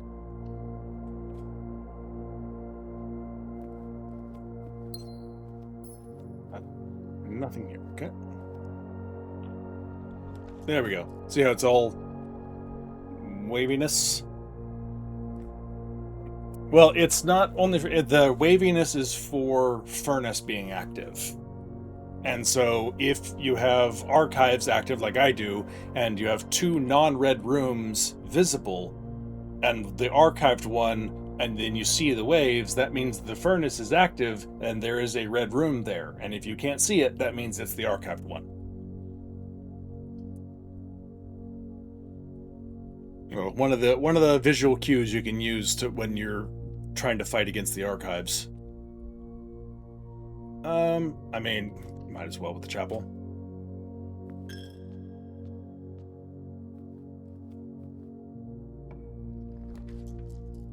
Okay, so this is a red room that costs a gem.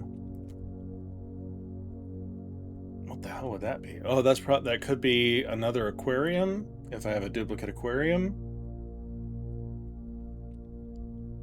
I can't think of any other red rooms that could be. Red rooms are typically free to entice you to screw yourself over. Yeah, so there's got to be another aquarium. Thank you. Regular key's fine. A dark room would kind of suck because I want to be able to see what I'm doing. Gymnasium is not horrible.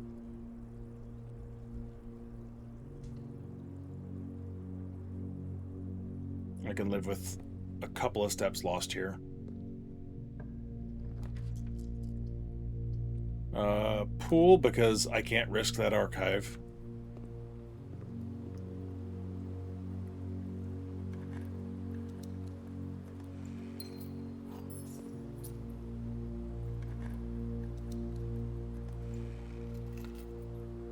I could fight against some of this redness actually by choosing a Banner of the King color, but at the moment I'm still looking for Lost and Found and the closed exhibit.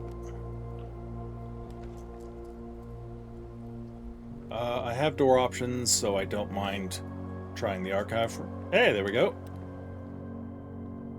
No, okay.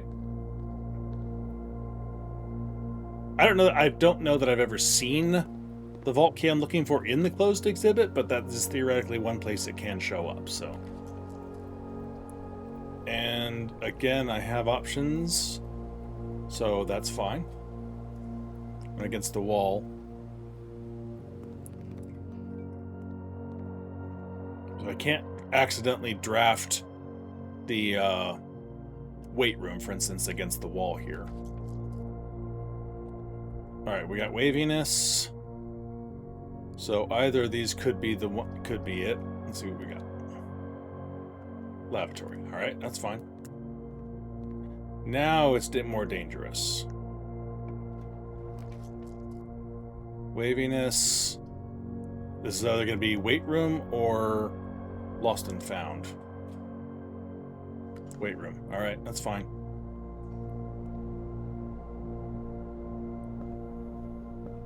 We're almost out of red rooms. There we go. Okay. That is a wrench and not what I'm looking for.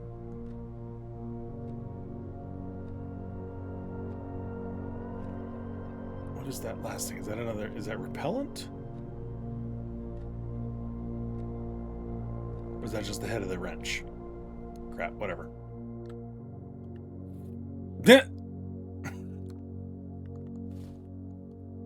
All right, well.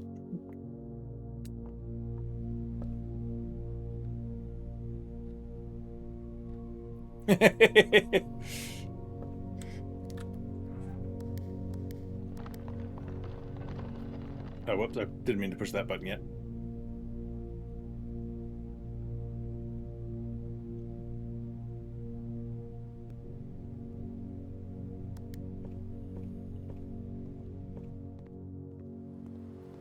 Slight waste of steps, but, you know, what else are we going to do with this today? The whole point of this was to get the lost and found, to look for the vault key, which was not there, so... What else can we do with it today? Not a whole lot. I need steps, though, if I'm going to do anything.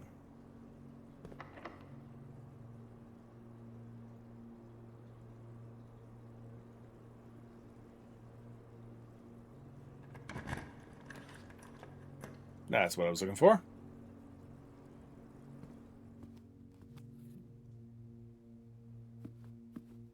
Okay, that'll keep us alive. I'll keep us very alive. Forgot I had the spoon. Okay, so one more and then we'll get to eat food, and then we're solid on steps for the rest of the day. Alright, let's see how many gems we're going to get. There are... Well, screw this. There are words on the boxes, on the box with the gems.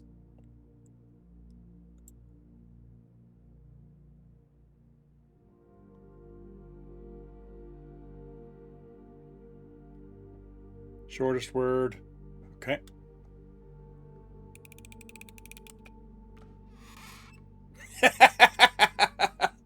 That is the most I've ever seen in this thing. 1, 2, 3, 4, 5, 6, 7, 8, 9, 10, 11, 12, 13. Nope, give me my gem. Don't try to cheat me. Alright, that's a personal record at least. I'm sure someone else has done more, but...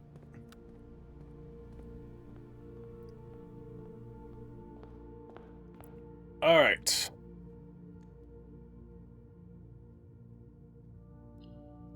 Call it a day.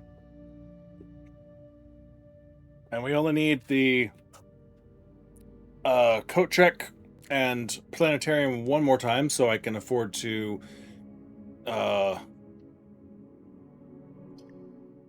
if it gives me the trading post as my option today, that only helps me if I already have the watering can. So what I'm going to do is I'm going to monk what I intended to monk. And then I'm going to go partially on the hunt for the watering can. So Lost and Found and Greenhouse are going to be my friends. And I need a sledgehammer before I go outside. And I'm going to hold off on the Scepter until I have what I need. Okay. Entrance hall. So there's a couple little quirks about the entrance hall monk. Let's see, did they fix that one?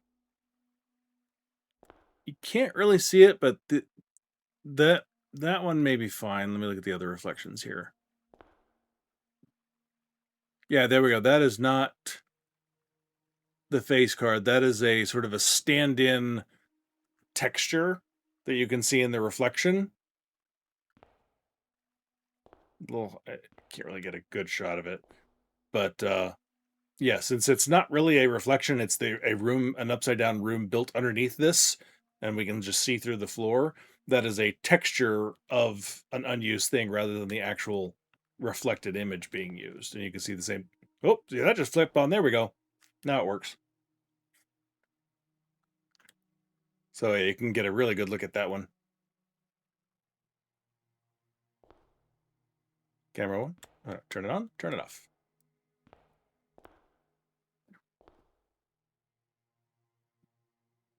Kind of a cool, interesting little thing. But yeah, so you can see them. Yeah, the flowers are reflected. But I believe if we had a trophy sitting there, I've never tried it because, monking a room outside on the same day I get a trophy, it just never has happened. But I would be willing to bet the trophies would not reflect since there's something you can interact with. And you can see that the vase does not reflect. And in the monked entrance hall,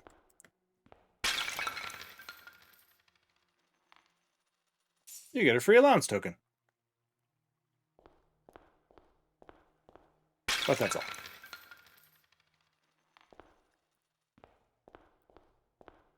But yeah, you can see them in the statues are mirrored there correctly.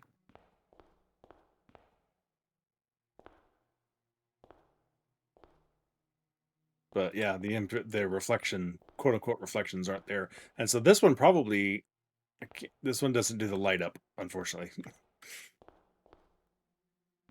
That one could be.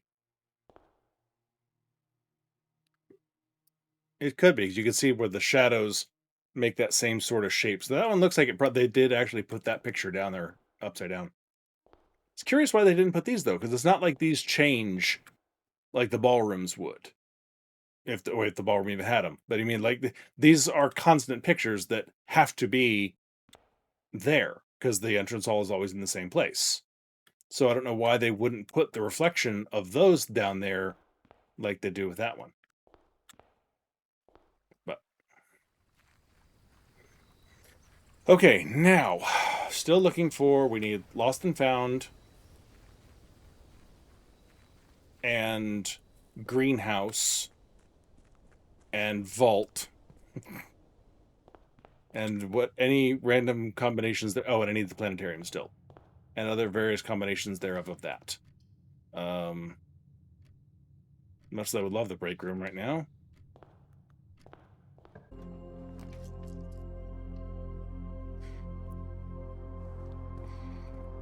Are you freaking kidding me?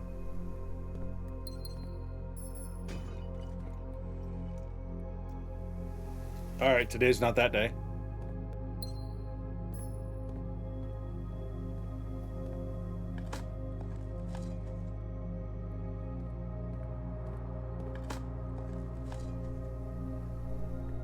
Hey, turnips. Lots of steps. Downside to monking what I monked instead of my break room. Okay, so we need to go back to the code check, put this back.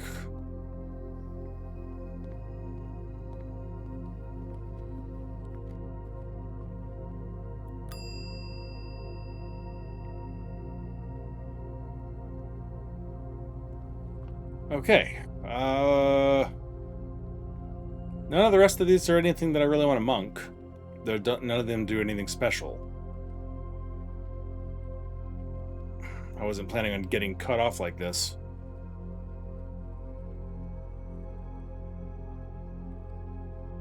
I do have the compass and the battery pack, though.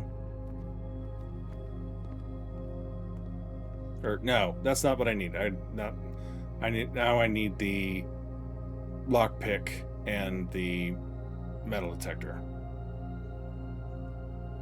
Okay. So I guess tomorrow we can look for trading post outside.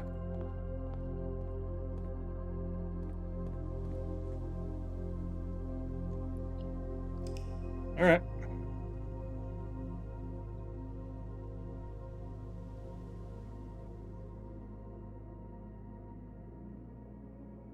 Those are done. I can close that up.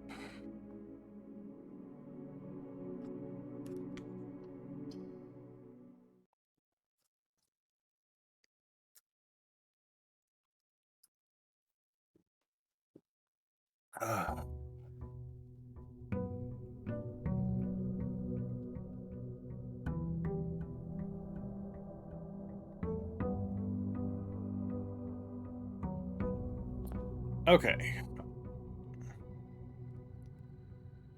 I can pull this and do yellow.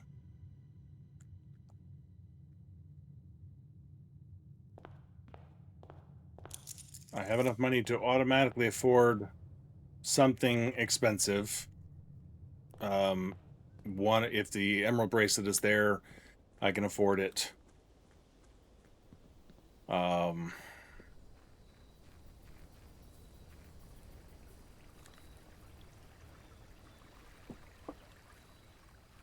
Master Key's the other one, so I need a lot more money if I want to do that. So a treasure trove today would be a nice thing. Okay. We're going to keep trying for stuff.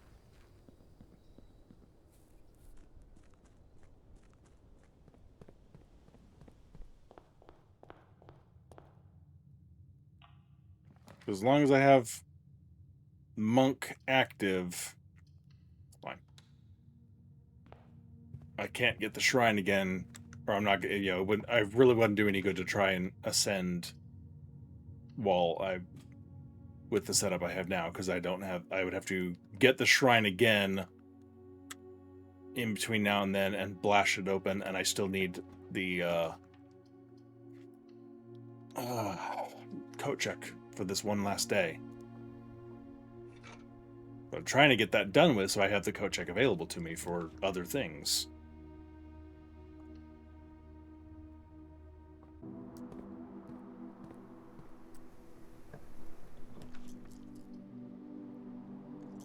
Let's see if we can get a green here, like that one. Perfect.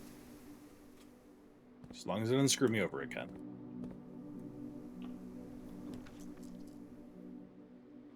It's a green, so it's worth it.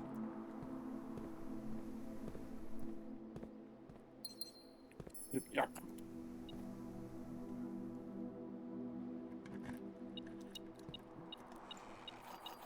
Okay, thanks for the keys.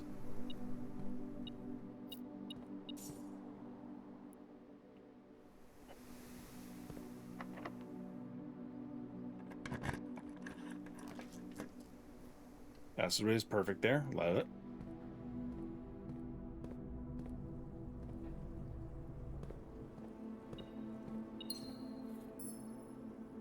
Okay.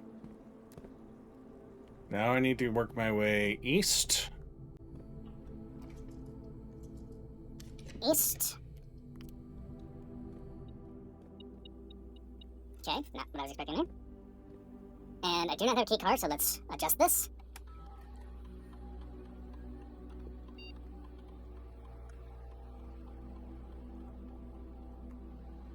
Okay. Now I need to be able to go north to start looking for a greenhouse. I love the morning room. Not what I'm looking for right now, though. Okay.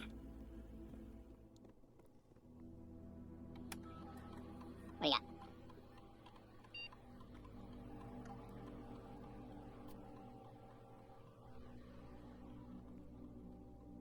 They're free.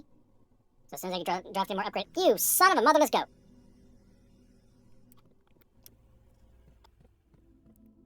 Game.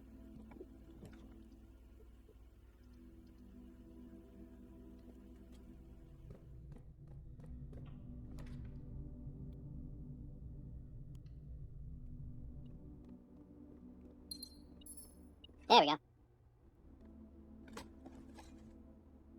Now it's like, hey, you passed on that trash while digging experiment, didn't you? Okay.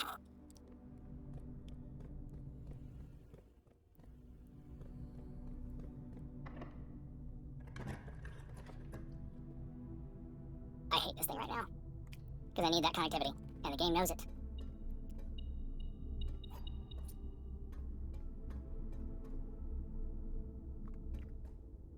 Actually, what do you got for me? These directions first.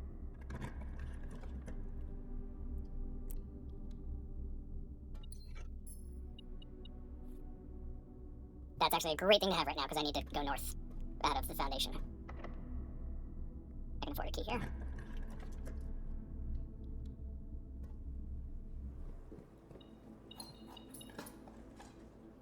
Nailed it.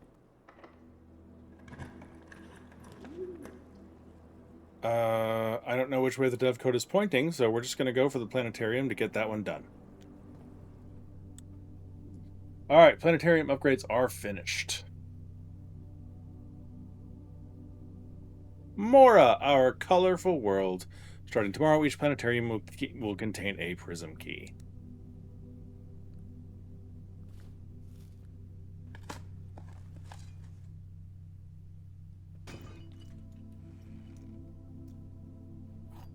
Okay, we're decent on keys for a while here.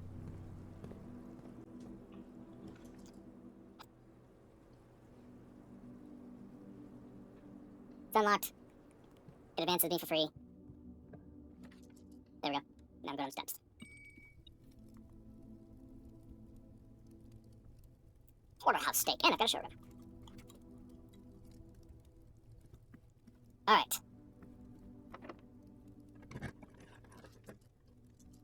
Not where I want to waste a dem, so... Let's see what the bunkroom gives me. Now, I could have a problem now, because... What the... Oh, there they are. I don't think I've ever gotten keys here from the metal detector. I didn't know where they spawned. I always get coins.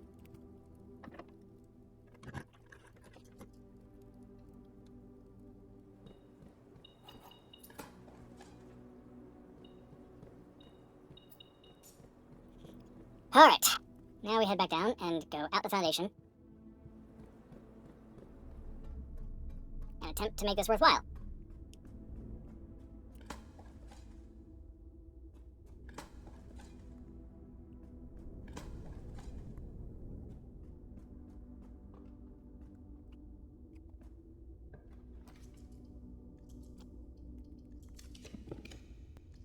Okay, excellent. We need a library anyway.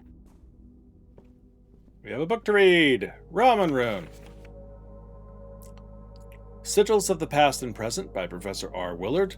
So this was published in 1905, and obviously this edition, at least, it could have been published before Aries came along, but it almost feels unlikely just because we've already seen with Fixed Stars that even if it shows a published date of before Aries existed, it'll still say Aries there and can show a date before that. So Fixed Stars had a publication date of pre-Aries, but the word Aries still printed, so we know that later prints or later editions, even if they're not first edition, second edition like History of Arindia is, they will still show the original publication date and Aries. So this, an original publication date of 1905, means it was originally published after Aries came into existence, which makes sense because we have Aries on the core here. In theory, had an older version already existed, this would then just be an updated edition after the existence of Aries when they get added. The curious thing about it, though, is the fact that Arinda Aries' core is there, and that is not edited out.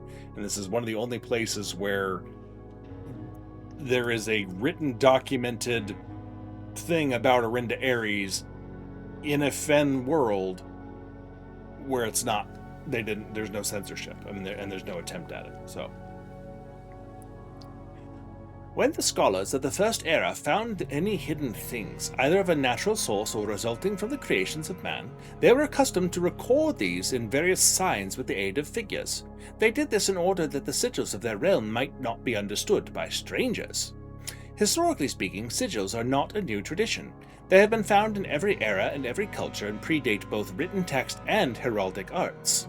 However, today when we use the term sigil, we are referring specifically to realm sigils, those crude circular marks of designation found on royal artifacts, buildings, and older documents. This book was written to make simple the understanding of these fascinating glyphs and to clearly display the correlation between each sigil and the iconography of the realm's royal art. How is the image of a leafless burning tree seen in geometric lines, and what does that tell us of a kingdom's history? Each line, each circle, and each variation tells the story of a land. Each adorned border around the sigils, even the adorned borders around the sigils, have a special meaning.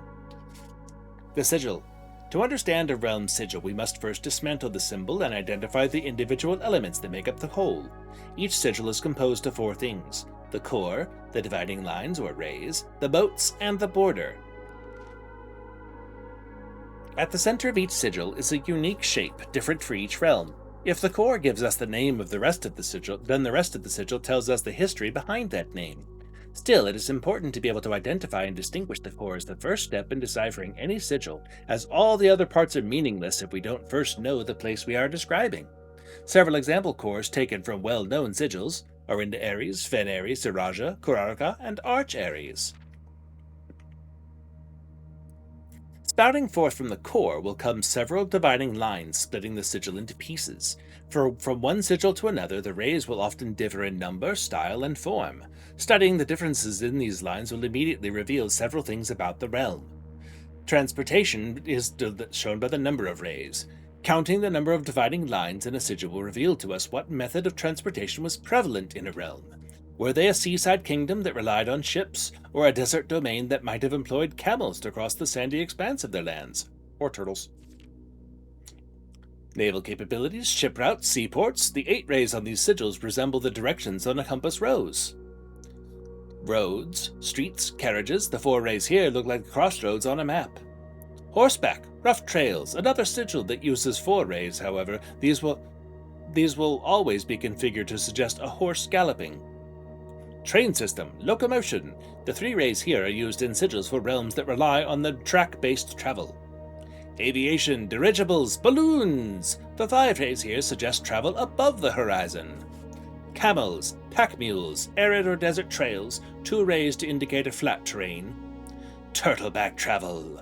5 short rays that do not fully extend from the core to the border. Because we don't know how to describe turtleback travel in rays with all the other descriptions already being taken. Weather and the style of ray. Identifying the style of ray used in the sigil will show us whether the kingdom considers native. Some are intuitive, like the jagged lightning-shaped lines to indicate stormy lands. A straight black line indicates lack of unusual or harsh weather and normal temperatures. Foggy or misting weather is indicated when the ray has several horizontal slashes across one side. Wavy lines are used to indicate extreme heat. The scorched air and blazing sun cause the otherwise straight rays to appear shimmering. A rainy realm is indicated with rays of 3 vertical lines pouring down. For more extreme stormy weather, a jagged lightning-shaped ray is used. A ray dotted with falling circles is used for colder realms in which snow is a common occurrence. Windy weather is displayed on sigils by the use of bent, curved lines, rays buckling under the high winds. Moats. On each sigil floating between the rays are small figures called moats. From the shape and style of the moats used on a sigil, we can tell the type of society a given realm proclaimed, if they consider themselves mighty in arms or blessed by artistic and economic fortune. A tribal realm, hunter and gatherers. Agricultural, harvest and farming-based society and culture. Looks kind of like a melon to me. Martial, militaristic nation engaging in generation-spanning wars and heated arguments. Metropolitan, large city-state with a dense urban and populous center. Academic, a center for knowledge advanced in various scholarly pursuits. These realms are home to many schools, universities, and libraries. Industrial, engineering-driven culture with a focus on manufacturing, invention, and production. Spiritual, an elevated reverence for nature, animals, and the forces that guide us. Poetic, a strong focus on the advancements of the arts, writing, music, and language. The border. Around each sigil is an adorned edge serving as the container for the information within. There are 8 different borders, each one corresponding to a different color. These borders always correspond to the banner and the national colors of that specific realm. Putting it all together. By studying the core, rays, motes, and border of a sigil, you should now be able to unlock the meaning behind what had previously been an undecipherable enigma. For Aries, the Grand Realm, transportation is road and carriage, weather, foggy, society, militaristic, and the banner is red. One of the important things that I find about this whole situation is that the motes, or the sigil for Aries, and I've talked about this in previous ones, so I'm not going to go over it entirely, but the sigil for Aries here, you can clearly see all the motes pointing inward. There is no indication that the motes might flip differently. None of the other motes anywhere else show any signs of being up and down and inverse and flipped around or anything else, but on the birth certificate and on the forged passports, we see that exact setup, except there's an extra border around the pentagon in the middle. Nothing really interesting there, but the motes alternate pointing in and pointing out, which to me tells me that that particular use of the sigil is a forgery, and thus our mom's birth certificate is a forgery. So, and we've already been over that extensively in past episodes. Alright, really would love a greenhouse here, game.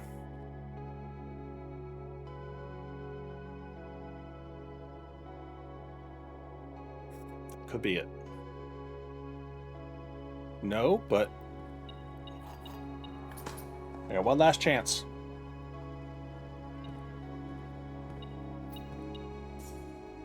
Should have done this before too.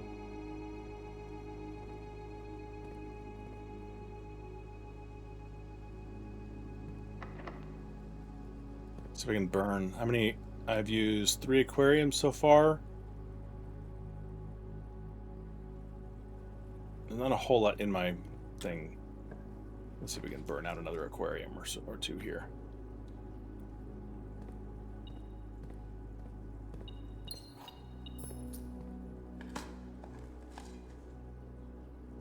Yes, I know. Thank you.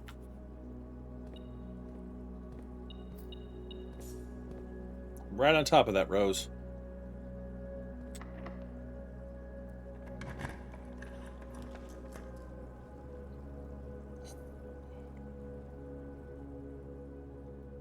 You know, that's what I was hoping for.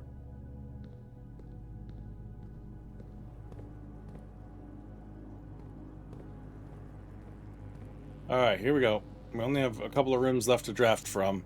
This is one, and then the chapel is the other, so... Greenhouse. Thank you. Please be a watering can. Yes! Okay. We are setting up stuff.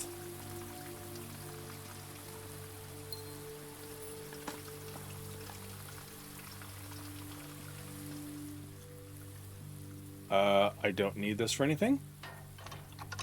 That is the last lever we have not pulled yet. Levers are done.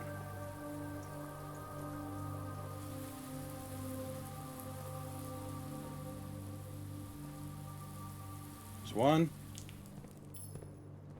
2. How do I get out of here?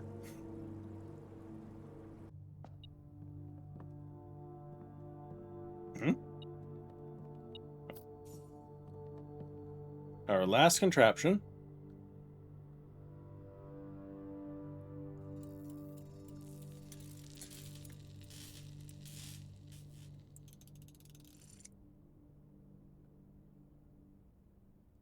The Trophy of Invention for creating all 8 contraptions in the workshop.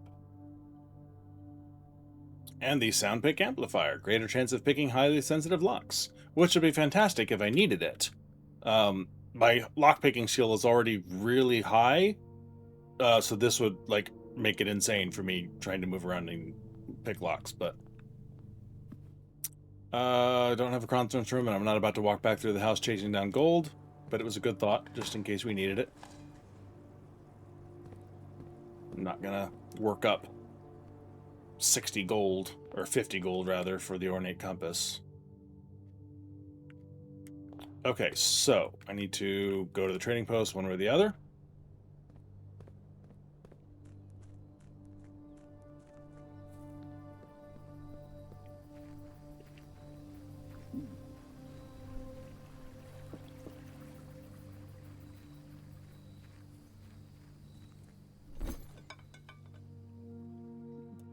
Come on!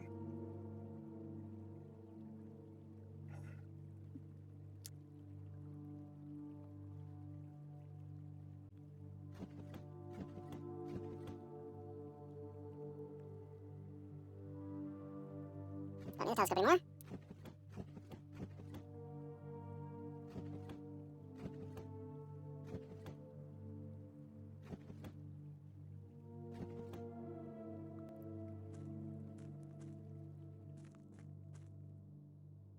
Refill can with still water.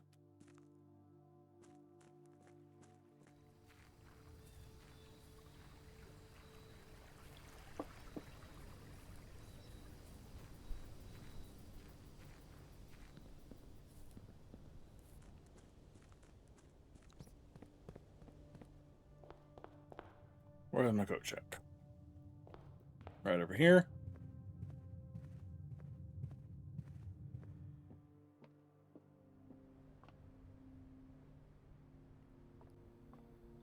No, we're not going to use water again.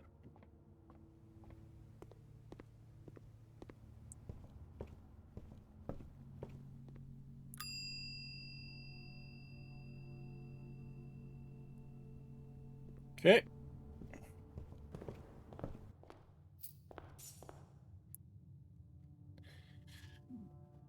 Is it worth it to end in the break room? Because I'm going to want the shrine again tomorrow. And I don't want to have to fight the break room, because I believe they fixed the monk for the break room that now it can be monked outside.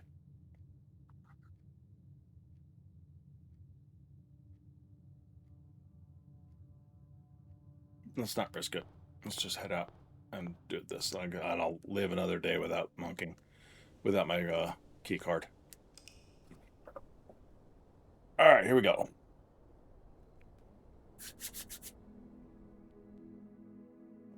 One more day. Let's see if we can pull this off.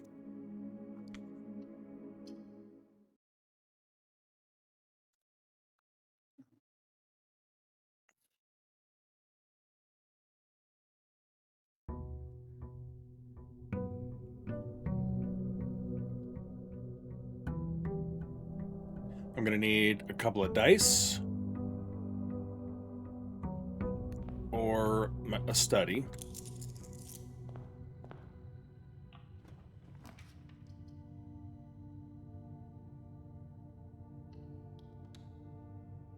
We need to get into room 46. So the key card probably would have been a good idea. Crap. All right, well, too late now.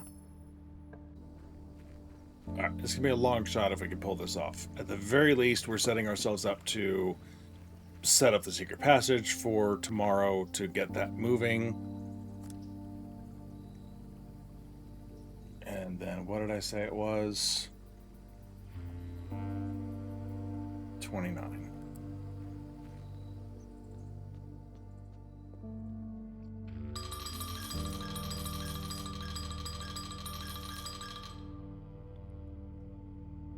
Okay, we're back to monk.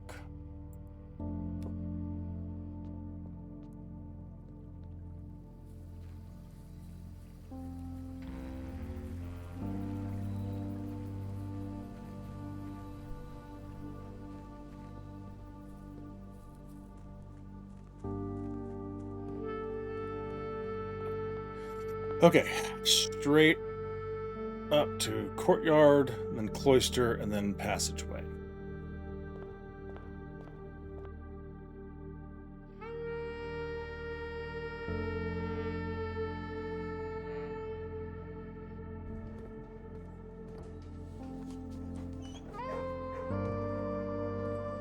Okay. No dig spots anyway, good. Alright, locked? Damn it.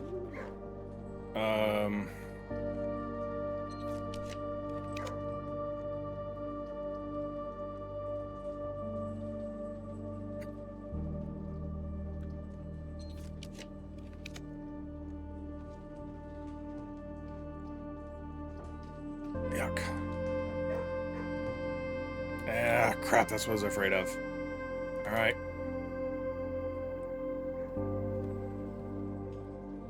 Okay, I need more pets. Who's going to give me some good luck? Alright. Alright, good luck, pup. Alright, come on, good luck, pup.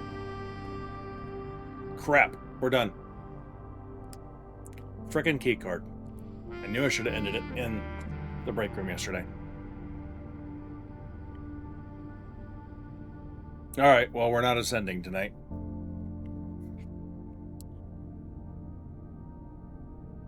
But we can make that a priority for tomorrow, and we will have the still waters and the secret passage available to set that up as well. So, yep. All right. It was a long shot, trying to accomplish a lot of different things in the same day with conflicting room colors and other setups and stuff to work around, but it was worth a shot.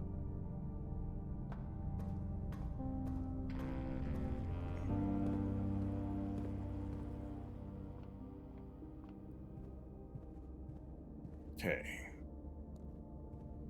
Here and down.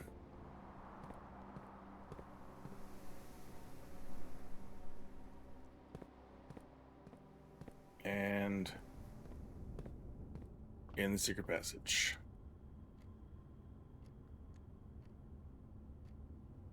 Okay. That is it for me for the night. So, made some definite progress. I mean, that's another 5% total on the board done. We're down to one Sanctum puzzle left, and then that'll jump up another 0.5%. The directory's done. I don't think we've actually been in the vestibule yet. I think that's one I have marked to talk about if we ever find it. Yeah. Okay, we discussed the tunnel, finally. And I realized we have not actually read or talked about the Lost and Found specifically. Crap, and we did closed exhibit. I still have not talked about that friggin' letter in there from Faro. I don't know how some of this stuff has snuck by me so many times. I do know, because I'm so focused on trying to accomplish stuff in the games, that's why. Okay, so we still got a few more trophies to worry about here, which we don't necessarily... Again, none of these are lore-related trophies, except perhaps the Trophy of Drafting has stuff that you can see specifically by winning that. But the Bullseye Trophy, Logical Trophy, I don't have to earn those, and I'm, at least 10 days away on both of them, so, for sure. So if I need to get them, if I need to just plug those in and pull them in from another file, I can. Not a big deal. But I would prefer, if I can earn them, then great. Trophy of Wealth, same thing. I'd like to earn it in game. I think it'd be nice to do. Draxus, one of these days, just got to plug it in. Probably on the day when I try for the Trophy of Drafting, because it just makes sense. We read Realm and Rune today, so that one's done. So we got 2 more drafting strategies and new clue, and then we're done with books. We have all the stamps available. We haven't talked about them, but we have them all in there, so we're done with that. 2 more meals to check out if we have the chance with the blessing of the chef. I'm gonna keep trying. I'm gonna keep trying to get it from Lost and Found, which sheltered Lost and Found is the easiest way to deal with it, just in case. So again, I can just burn days to get a shelter and a red scepter and look for the Lost and Found until it gives me that oh no, not that one. I'm sorry. That's for the vault key, not the upgrade disc. But again, I can burn days looking for the showroom and the trading post on the same day. I did it on my main file just to get extra upgrade discs beyond the original 16. So I'm well familiar with that. That's our one last Sanctum, and then when we convert the throne room, 2 more Alzaras. Alzara is sort of one of the banes of my existence on these completion runs, because he takes himself out of the pool sometimes for long periods of time, and it's really difficult to get him even with blue powers active. We're close to this one. As soon as we ascend the throne room, that'll follow right after. Piggy bank should be almost primed enough to buy blue tents. Honestly, if we get like a coin purse day and break open the piggy bank, that should take care of it automatically. We have read all of the mailroom letters, and again, the other blessings are optional. So we're making progress, and there's a couple of things to do that should happen next week, that will launch forward the percentage completion again. So we're in good shape there, because next time should not have a problem ascending the throne, going into the atelier and getting the Blue Testament, and also getting the last of the draft books down in the underground tunnel area. So there's some huge progress that should happen next time without too much difficulty. So come back for that. YouTube, thanks for being here. Please be sure to leave a like and subscribe before you leave. I would appreciate it. And come back for the rest of the series. We're making progress. Probably 2, maybe 3 more streams of this. We should be able to finish it off without too much difficulty. Depending on the RNG of Alzara and other fun things that I just, I'll do my best, but it could just be burning days to find stuff, and we'll see what happens. But anyway, thanks a lot, everybody. Bye, YouTube.